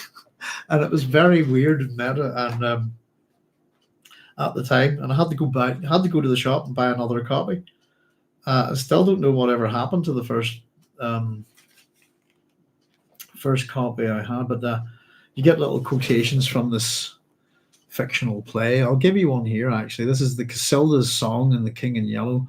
It's meant to be very influential on science fiction. Along the shore the cloud waves break, the twin suns sink beneath the lake, the shadows lengthen in Carcosa. Strange is the night where black stars rise, and strange moons circle through the skies, but stranger still is lost Carcosa. Songs that the Hyades shall sing, where flap the tatters of the king, must die unheard in dim Carcosa. Song of my soul, my voice is dead. Die thou unsung, as tears unshed shall dry and die in lost Carcosa. That's Casilda's song in The King in Yellow, Act 1, Scene 2. And there's no such play, remember. But it's a great thing to read. I love even little things like the end of this story here. And I'm not saying what story it is, but it just goes, editor's note. I'll not say the name of the character. Just died yesterday in the asylum for criminals. They're great stories. Mr. Chambers has a wee bit of a bent towards the French as well, doesn't he? But it's exceptionally good, and very, very influential, I think. The other one we're talking about, just those kind of older horror stories. This is an old Everyman copy. God, I've had this forever. The Castle of Otranto and Hieroglyphic Tales by Horace Walpole. I picked this up in the 90s because this is the Gothic fiction, isn't it? I went to university in Horace Walpole's house.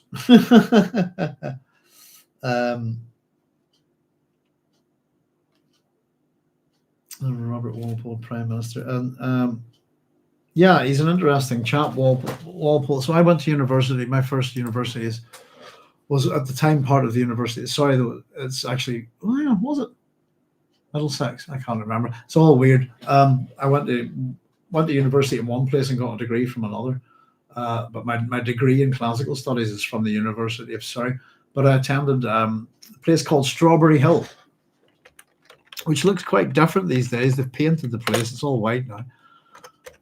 But if anybody wants to have a wee look at Strawberry Hill, just type it in there. It's in Twickenham in London. And a big Gothic castle and former residence of the Prime Ministers of England, etc. And it was designed by Horace Walpole, who we're talking about, this guy. And it's Gothic castle. The fireplace there's got parts of, is made from, was it parts of the tomb of Edward the Confessor or something like that? So the university that I attended would be called St Mary's University, Twickenham. It wasn't called that when I was there. And it's located in Strawberry Hill. And another wee thing for anybody who's interested, I suppose, is that Strawberry Hill, I'm pretty sure, gets it in the War of the Worlds. If you follow the War of the Worlds as a wee London travelogue kind of thing, you know. Well, there we go. Let's see. Carlos is saying evolution is greatly misunderstood. It seems to be more about what works right now as opposed to working towards any long-term goals. Connor Quinn was saying, I was surprised by the suicide booths. And that's well, immediately when I started reading it, that got my attention. It's very science fiction-y, this, isn't it? And yes, it's there's all sorts in The King in Yellow, isn't it? The collected stories are what are called The King in Yellow. They're great. I mean, if you like Lovecraft, if you like these kind of guys, different kind of writers, slightly very different style. But if you enjoy those kind of things, it's exceptionally good. Really tip-top stuff. I can't recommend it more. It's you know, I always say this, really, isn't it? I don't really buy books that I don't like. I try not to, you know, but almost everything, I couldn't recommend it anymore, but or I'd give it a higher recommendation. But generally, it's really good, you know. And Carcosa from Beers, yes, Ambrose Beers, I believe, yeah. There's a whole range of connections from them, and I think you can even connect The King in Yellow to Star Wars and things like that, you know. It's been a wee while since I read it, but can't remember when I read it.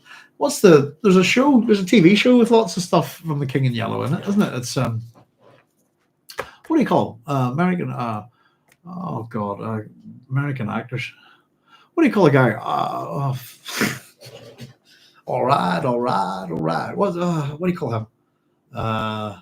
True Detective, Connor. Thank you. That's it. I don't know if anybody's seen it's the first series of True Detective. Is heavily. It's all about The King in Yellow. It's heavily influenced by it, and it's a major part of the show. And I thought it was really good. I don't know. it was about Matthew McConaughey. That's who I'm thinking of, isn't it? And Woody Harrelson. And if anyone's into The King in Yellow and hasn't seen that, you should check that out. I really loved that show. I thought that was great. The next True Detective was meh. I thought I didn't really get into it. The Handsome Family do the theme. Yes, indeed, they do. What's that song? I can play that. Is it Far From Any Road? Something like that. I won't sing for you. I can't sing. It's a good song, isn't it? Is it Far From Handsome Family? I can play it. I do know the song. I can't remember its name. It's a great wee tune, actually. Far From Any Road. That's it. Yeah, I got the name right. So I really don't give my old brain enough credit sometimes. Memory is an interesting thing, isn't it? Just as you're saying, Carlos, evolution is greatly misunderstood. I still don't think we've got to grips with it, but what do we do about it? Evolution, I think people look at it as a thing that keeps happening up until now. But what do we have any evolutionary plans as a species, you know? Let's see. It's me, says Connor Quinn, about the Invincible, a direct translation into English from Polish by Bill Johnson, published in 2006.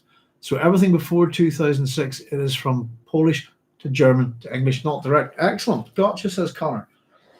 Definitely pick it up, I think. Give me a wee second. I see if I can find this here. It shouldn't go too far. See, authors like him tend to be, I don't know how to put books in positions of respect or anything anymore. Almost all of them are respected, but we definitely have Lamb here somewhere. If we can find him. He's one of those people, for a long time, I did not know how to pronounce Stanisław Lem's name. I was corrected eventually by a Polish person who told me it was Stanisław. And I've been it's one of those that you've been getting wrong for years, but no harm done, if you see what I mean. No, I can't see them, sadly. It's I haven't really got my books that well organised here at the minute. They're usually sticking together somewhere, but I'm quite good at picking books out of a shelf by their spines, if you see what I mean. But just to show you the wonderful drawings, and they're the author's own illustrations, aren't they? But if anyone's Invincible, the Invincible Lands, was not it? It's Mimi, or About the Invincible. Did I get the right title? The Invincible looks to be in print. Maybe I wrote that down. Oh, I'll find it anyway. But that would definitely be one to read, you know. Oh, do the theme I love is Amy. Have I got a guitar tuned that way? The one I played for you at the start actually is tuned to high E. Yeah, it's a lovely wee tune. That's it, A minor. I do like it. That's the first time I'd ever heard them as well. So it's nice when you get to watch a TV show, see a literary connection, get introduced to some new music, you know. That's kind of what I love about some of this stuff. It's where do these things lead you? I think science fiction tends to lead you into all sorts of places, folks, you know. Good and bad. You know. And it gets me thinking a lot, I suppose. Especially during the Dune book club. I don't really want to chat too much about anything Dune Messiah related tonight, because I want to keep that for the book club, you know. But in particular, that's got me thinking about all sorts of things at the minute. And we see science fiction full of warnings, I suppose, science fiction full of ideas, all sorts of things. But I used to sort of, how would I put it? I used to belate the fact that all the dreams of science fiction never arrived when we were told they were going to arrive as a kid. I've got old 2000 AD, Star-Lord, Judge Dredd annuals and stuff, little things by Arthur C. Clarke and Asimov and these things, wee articles, we'll be on the moon by 1999, all of this kind of stuff.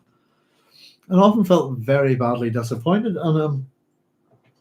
And it's funny that a lot of the dreams of science fiction are being realized at the minute, and that they're not necessarily look the way we thought they would, you know. And some of the warnings are quite stern. Somebody was asking me earlier on about just saying about Neuromancer, and I had reread it recently, and I was wondering. I'm a computer scientist, so there's X amount of bullshit I can take when it comes to computing. And computers and artificial intelligence, all of this kind of stuff. And at the time when I read Neuromancer way back, I didn't think this isn't right. The world's not going this way, and it seemed to be, but it didn't. And even playing kind of goodness, around those days, I would have played the odd cyberpunk role play game, things like is it Shadowrun? Played a couple of games of that briefly. But the virtual world as described in it, this kind of thing, I never thought it felt real to me a long time ago. And it did. It's become, I think, Neuromancer is a thing. If you read it now, rather than say, goodness, yes, it's 30 years old now, isn't it? It's incredible. I think you would find it. Who was it was asking me about it earlier? We were having a wee chat. Just I'll scroll up and find here, but it wasn't so much, just somebody made a wee comment about it, I think. Lord Cronkite, it was you. I've been 30 years, but Gibson's books were kind of cool from what I remember. That's the kind of thing I was thinking of. I think they're cooler now. I think they're more relevant now.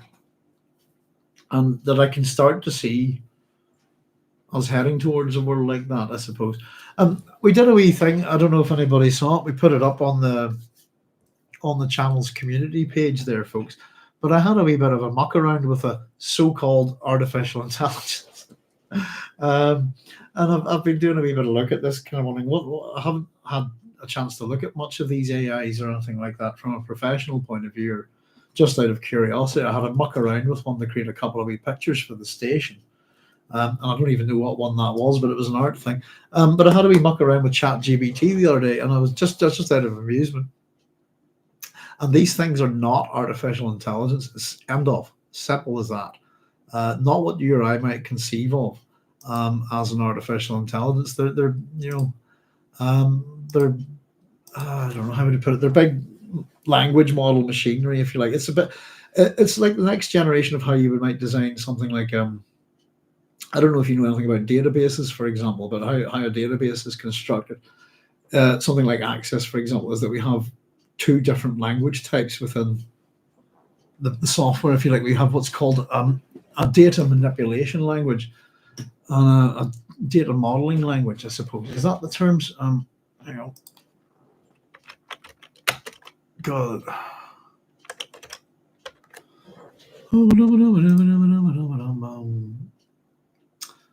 Here we go. Data manipulation languages, just to give you an idea. No, not saying the same things, but it's kind of where it's a big scale thing of language. But it's not artificial intelligence. It's not sentient, and it's I don't know.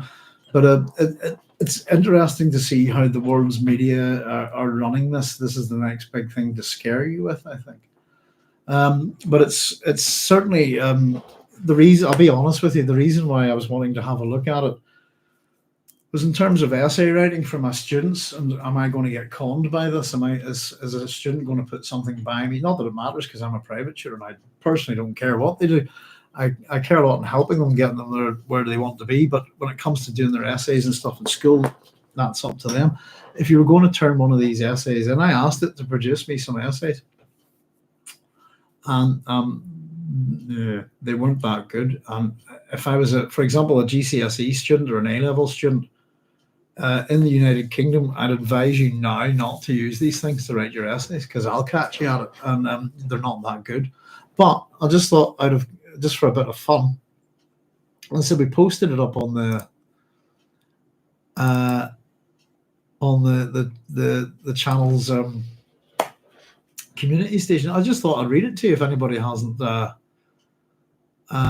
read this yet. But this is the idea is that this is meant to be a debate between Socrates. What I did was give me an essay, a debate between Socrates, Plato, and Aristotle around the phrase "row, row, row your boat" as the apex of human philosophy. You can see how my mind works. I'll just read you this wee bit of it. So this is an so-called artificial intelligence at work, putting together three great classical minds, if you want.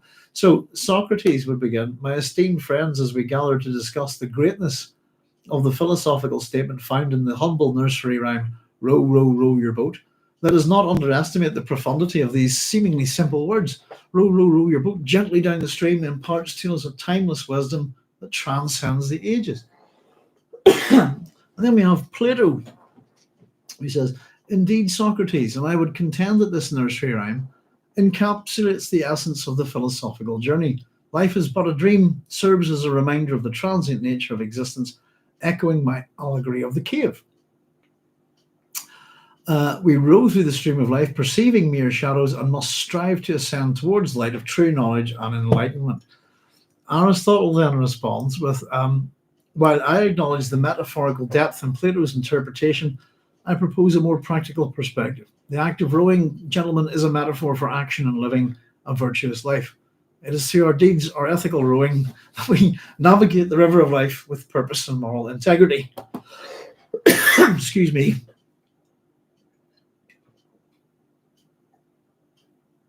Oh, getting a frog in my throat, folks. Now, Socrates goes on. It's not too long, this. Hopefully we'll get through it quickly.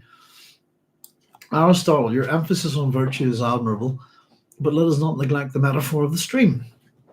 The gentle stream symbolizes," sorry, I'm very throaty here, pardon me, "the inevitability of time and the currents of change that we must navigate. Row, row, row your boat urges us to engage with the flow of life, to accept its currents, and yet to row steering our own destinies." I guess this fire on it. Yeah, get this wee hot bar fire here. I'm gonna turn it off for a wee bit. Sit and freeze. It's not too good on the air in the throat, if you see what I mean. Where were we? We're just to engage with the flow of life, to accept its currents, and yet to row steering our own destinies. Plato then says, Socrates, your interpretation aligns with my theory of the philosopher king. Just as the wise ruler must navigate the complex currents of societal change, so must each individual navigate the currents of their own existence. The dreamlike quality of life reminds us that reality is not always as it appears, and true wisdom lies in understanding the world beyond mere appearances. Excuse me. Sorry, folks. Aristotle says, Plato, your idealism is commendable, but let us not lose sight of the practical application. The rhyme advises us to row gently down the stream, suggesting a measured, unbalanced approach to life. It aligns with my doctrine of the golden mean, the middle path between extremes. And Socrates says, both of you make valid points. The genius of this philosophical statement lies in its ability to accommodate various interpretations. Row, row, row your boat encapsulates the complexities of life, encouraging us to engage, reflect, and navigate the ever-changing stream with wisdom and virtue. Plato says, in this simple nursery rhyme, we find the essence of our philosophical endeavors, reminding us that the pursuit of knowledge, virtue, and a purposeful life is a journey to be undertaken with both humility and determination. Excuse me. And we finish with Aristotle saying, and I like this, and so, gentlemen, let us row, row, row our boats, each in our own way, recognizing the multifaceted brilliance of this profound philosophical statement that transcends time and continues to guide humanity on its collective voyage through the stream of existence. There you go, folks. What do you think of that? I would argue that that is actually technically a piece of science fiction, because I was just me mucking around. I give it some parameters, and it has created that. And I just thought that was funny.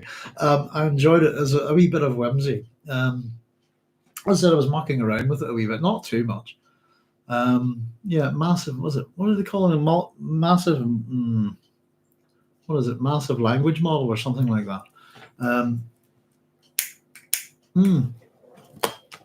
I'm still quite ignorant on it, but I must look it up. Have we read about it? But yeah, the fear that I think the fear mongering that the press are doing about the government, even the King Charles over here, he's a real idiot for this kind of stuff. Well, he's just a real idiot, isn't he? I thought, I don't know what you think about it. It's you get aspects of the three philosophers there, don't you? But in terms of if it was a GCSE essay, I wouldn't be too impressed by it. But it was simply, discuss this row, row, row your boat. Row, row, row your boat gently down the stream is kind of my philosophy of life. And I do tend to think of it as I do like telling people that it's incredibly profound.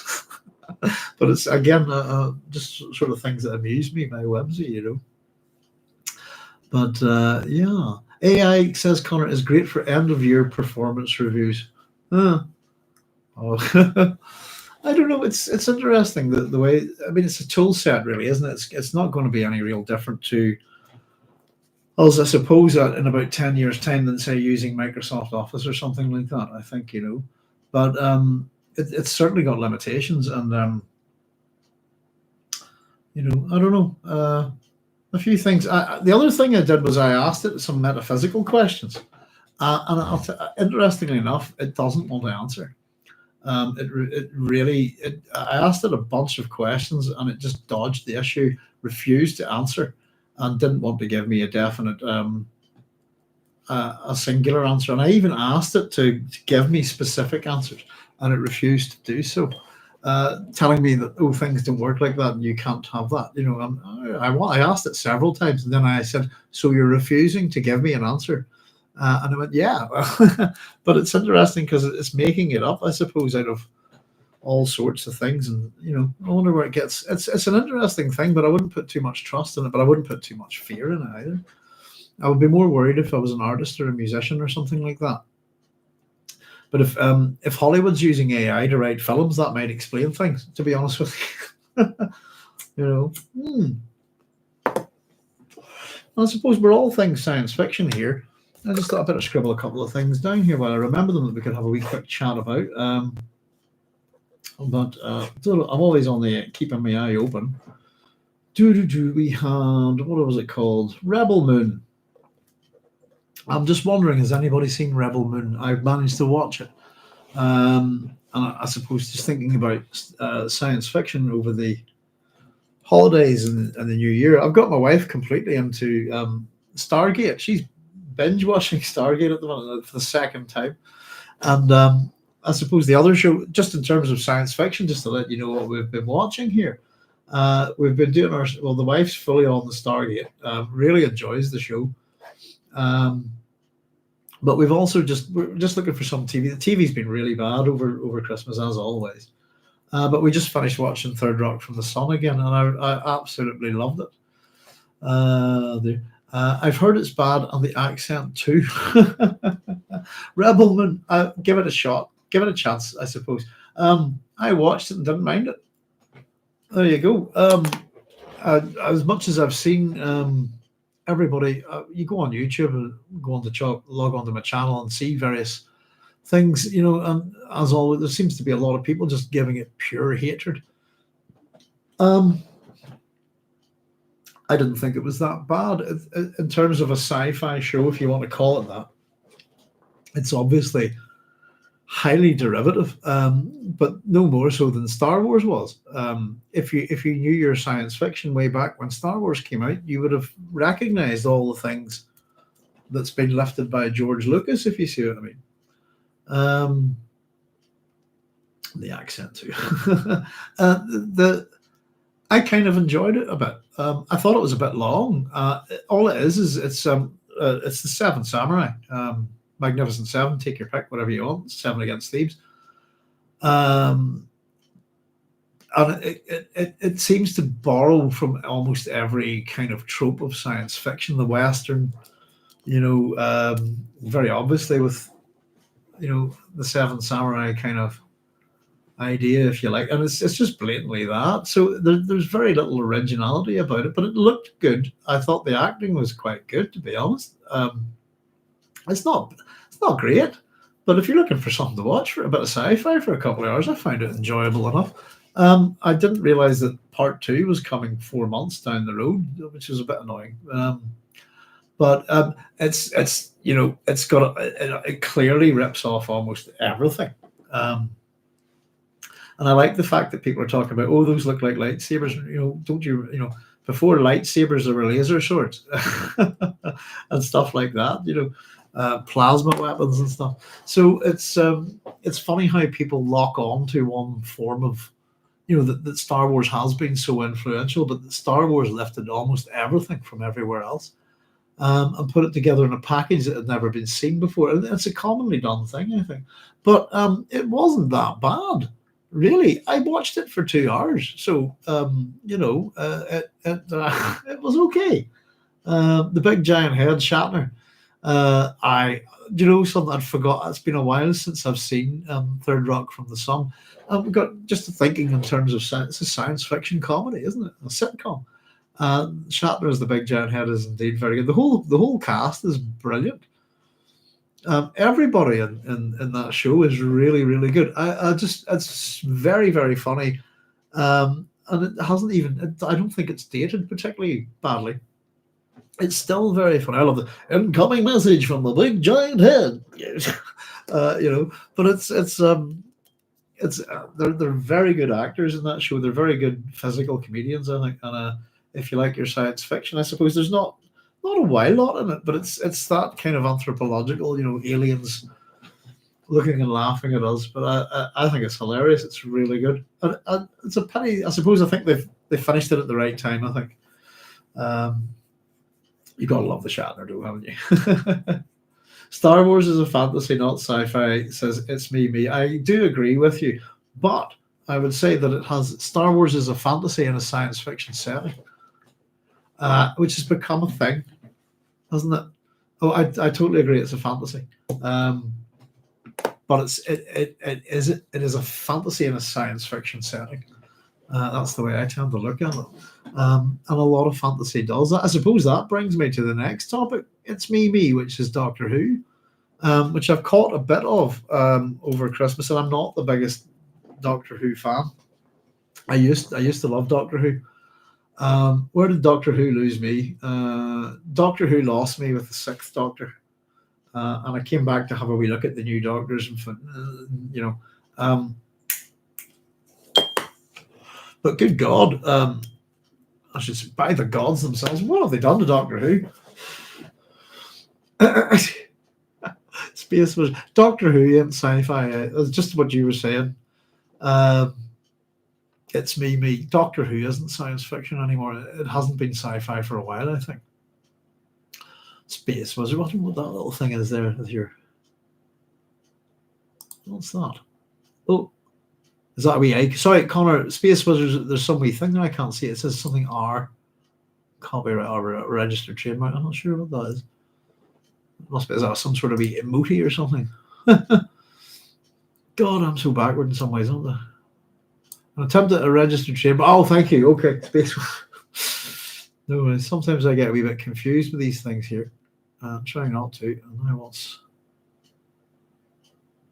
Oh, for goodness sake. I've brought up some kind of menu that I can't get rid of now. Right, I'll figure it out. I don't want to muck around with it in case I turn stuff off here. Thank you, Connor. Yeah,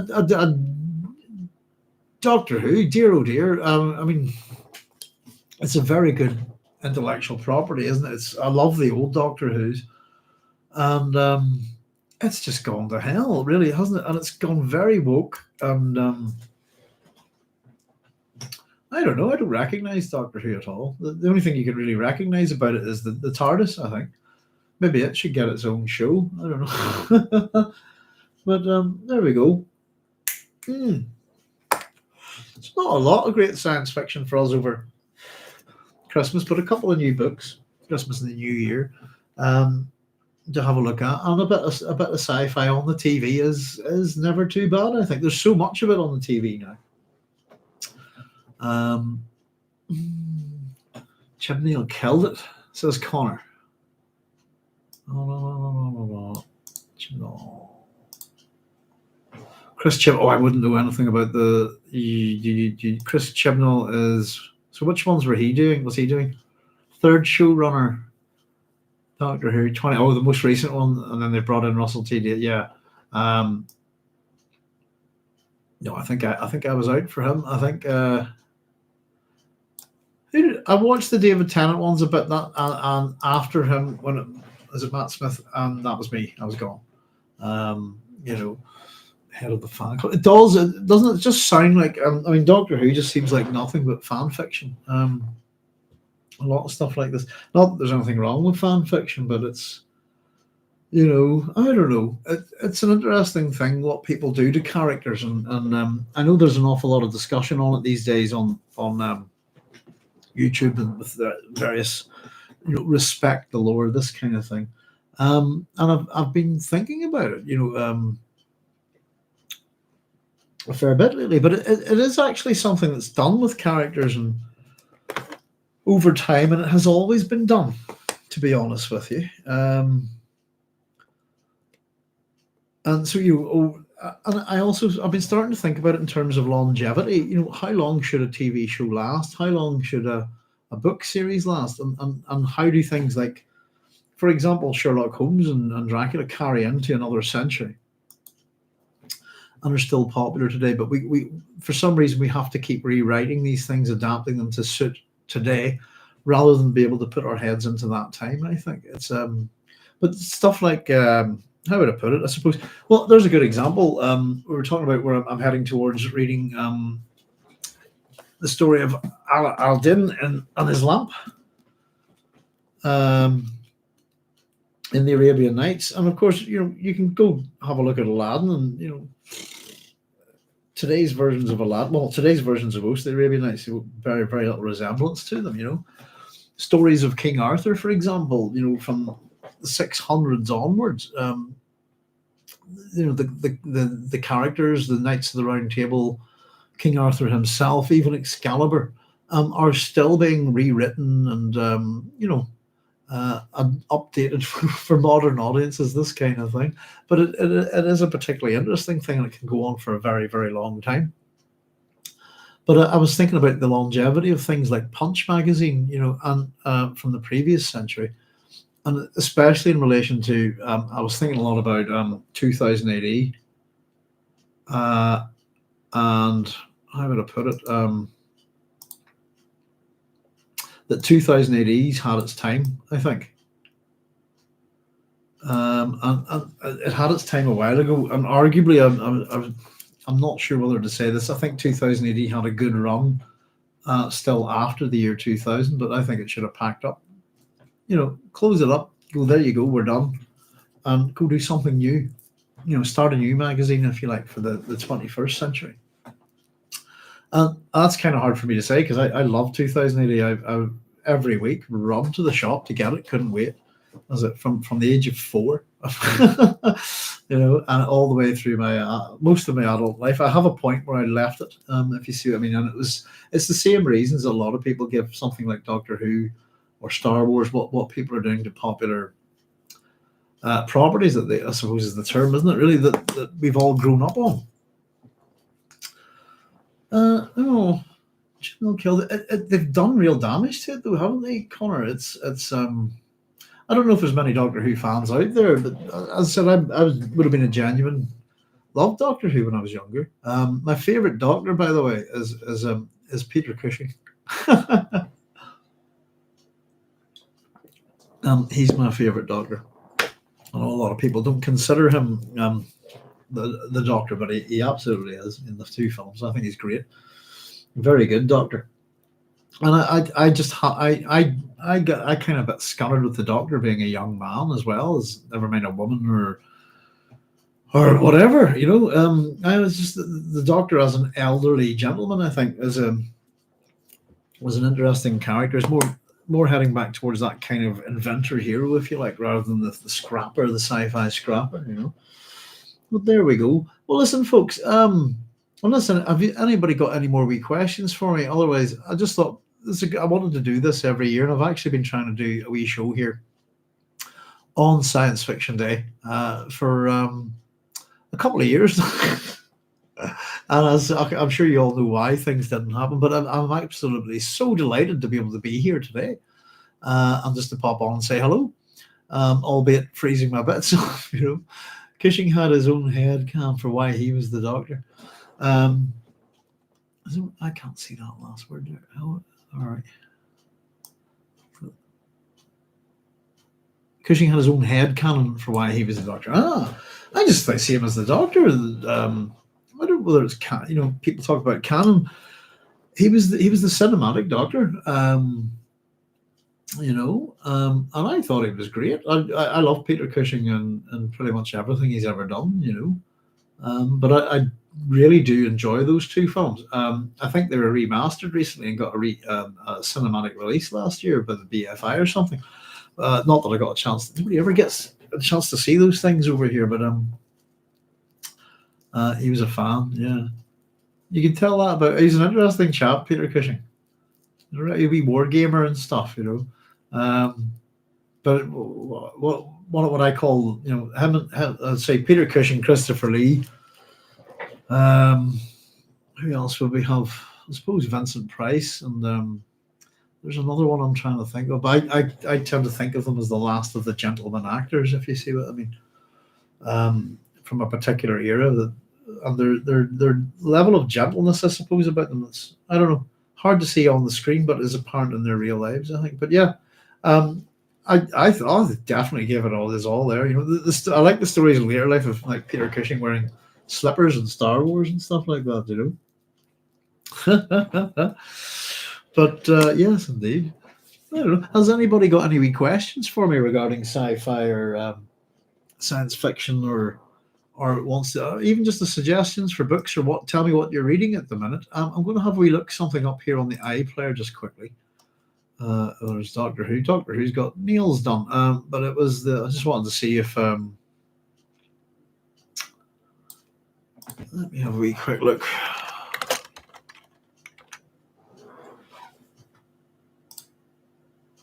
Yeah, I'll pop up the link for you. I don't know if anybody's seen this, but just because we're on it, there we go. There we are. That is Free Your Mind, The Matrix Now. It's 81 minutes, an hour and 20 basically. It's on the BBC iPlayer. If not, go to the Pirate Bay, I'm sure. I'll just read you the blurb. It says, experience sci-fi film The Matrix as a mind-expanding live show with a team of top creatives behind the controls. This is a journey into the classic movie through dance and immersive design presented across Aviva Studios' ultra-flexible spaces, tapping into the collective energy of the moment. Free Your Mind depicts a world where humans are enslaved by algorithms, asking if we can break free, and even if we want to. There you go. I caught the first 15 minutes of it. I'm going to have a look at it. I'll have to be completely honest with you. My wife wanted it turned off, so we had to turn it over. It wasn't enamoring her, you know. But if anybody's a bit of a Matrix fan there, as we say, check it out. Maybe it might be interesting to you. It's done by Danny Boyle, I think, isn't it? Something just a bit weird to see on the BBC at Christmas. There was something else like that as well. But there we go. Well, listen, folks. Just because I would happily sit and chat away, but I think I will call it a night because it is really cold here, and and I'm going to want to go get under the bed covers, and hopefully we'll get an oil tank delivered tomorrow morning, and everything will be back to normal, and we can start getting some videos made. And on with our book club. Hopefully, I've started the work already. As long as I can get it finished, hopefully, but tomorrow. Tomorrow's Wednesday, isn't it? Then we should have a book club ready for you on Thursday, folks. Carlos is saying, who would win, Star Wars Empire or Star Trek Federation? I don't know. I think it's funny something I was going to say there. I thought the culture would wipe the floor with everybody there. Star Wars, what's their tech level? I would say probably Star Wars, just for the sheer number of ships and all that kind of stuff. I don't know. Star Trek Federation's a bit funny these days. I always like to think that the culture would mop the floor without anything out there. But and just on that wee thing, I just supposed to say, I was just thinking about the wee interactions that I have here with you good people. The way it's me talking, but it's text for you guys, and how sometimes we can lose our place and stuff, But I was actually thinking, and just to leave you with this, I suppose. How would I put it? Sometimes I feel like chatting to you guys in this manner. So I was thinking about you all as culture ships, and I don't know if you get this, but especially some of you have some. Like Connor's got his own name there, and I'm Doc Sloan, for example. But some of you have got some quite interesting names for your YouTube profiles. Like It's Me could easily be a culture ship, if you see what I mean. And sometimes just chatting with you guys on here, and I hope you don't take this the wrong way, it reminds me on Accession. The book, it's like a bit of natter between the Interesting Times gang, as they're known. Isn't that right? The culture Interesting Times gang. It's me. He says, my name is Lagazar Slav. Very good. Oh, hello, Lagazar. If I'm pronouncing that correctly, I hope I am. It's me. But it just reminded me on the culture. But it's one of those things that we like to do that, don't we? With from Bulgaria. Excellent. Oh, thank you very much. It's me for joining us from Bulgaria. It's nice to see we've got a global audience here. That's very good. Stay warm, says Connor. Happy New Year. Thank you, Connor. The Death Star. Yeah, I suppose I don't know. Star Wars has gone a bit. Death Star, planet busters, this kind of thing. You get there, you go, why would you bother blowing up a planet? And it is honestly that I suppose we are well there within science fiction that it's explored military aspects, but if the idea of fighting a war against another planet is rather stupid. We can see this from books like The Culture and even what would we call it, Xi Shenlu's Remembrance of Earth's Past trilogy, is that you blow people's stars up. You don't waste time trying to land on planets and fighting wars for hundreds of years. Just take out the star. So that's the funny thing about the Death Star, Connor and Carlos, is the whole having to, clear the planet to blow up the moon. When you just blow up the planet and then blow up the moon, or just blow up the planet, the moon would be fucked anyway. It's all quite funny. I don't know. Star Wars Empire or Star Trek Federation. Ultimately, Carlos, I'd go with the Star Trek Federation because they're not nutty fascists and they probably think their way out of it as well as fight their way out of it. Don't see much thinking done from the Empire, do we? There you go. Well, I hope I pronounced your name correctly, Lakazar. It might be Lachezar or something. I'm sorry, but I think it might be Lakazar, I hope. It's one of those weird things, isn't it, pronunciation sometimes. But yeah, from Bulgaria. Excellent. Never been. Love to go. I'm one of these people who just wants to go everywhere, if you know what I mean.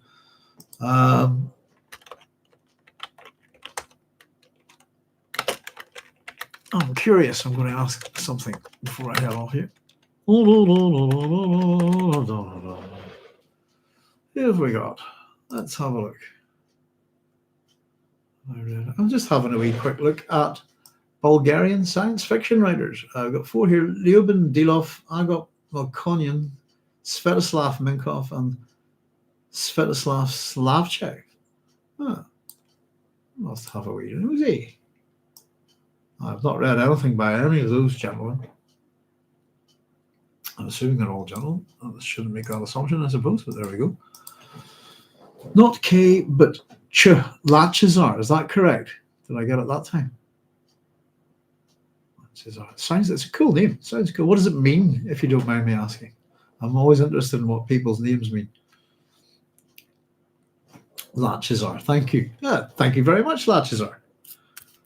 It's nice to be able to say your name correctly. Excellent. Well, folks, I'm sure I've rambled enough for another night. I hope you don't mind a bit of music at the start. Yes, Happy Like the Sun's Race is my name. Excellent. Very good. Very good. I'm always interested in that thing. I always like the thing from Pulp Fiction, where is it the taxi driver asks Bruce Willis, what does his name mean or something? He goes, is it Spike? You call him or something like, I'm an American, our names don't mean shit. I thought it was quite funny, but and probably not true at all, But there you go. My name Russell means red, apparently. My middle name means strong, and my last name Sloan means host, army, or horde. So I always like to joke. I wondered what my parents were thinking about. Red strong army is what my name means. This is kind of bizarre. But there you go. Well, listen, folks, I've been nattering away, but I'm going to say goodnight. And as I said, hopefully we'll see you on Thursday, 10 p.m. for our June Messiah book club. I've started working away on it already, so good bit done. And we're hitting chapter 5. Aren't we? I think. Yes, we are. I know they're not called chapters, but what I do is, as you can see, that's number 2. Each chapter, I'll just go through the book and write 1, 2, 3. So that just helps me to keep a track on them. I probably should just read the epigraphs at the start, isn't it? But that's the ones that empires do not suffer emptiness of purpose at the time of their creation. So we'll be having I will get to finally meet Alia in this new book, which I'm looking forward to. So I will say good night. And thank you very much for all of you for joining me tonight on Science Fiction Day. And hopefully we'll be here again next year. Just something that's been a bit tricky with the house, but I hope to have. In fact, I had a few wee things to read out to you and stuff, but I've kind of clearly forgot about them. I had a wee thing on science fiction cliches and stuff from the complete book of science fiction fantasy. It's a great wee book for random stuff. I'll have to pick a few things out of next time. But there we go. Connor saying, take it easy, everyone. Connor saying, see you then, Doc. It's me. Have a nice night. And listen, thank you very much, everybody. Look after yourselves no matter where you are. Tell your governments to stop killing people. That's and hopefully we can all have a nice 2024. So look after yourselves. Take it easy. Thank you very much for joining us. Hopefully I'll see you on Thursday at 10 p.m. All the best, folks, and very good night. And Happy New Year. Bye-bye.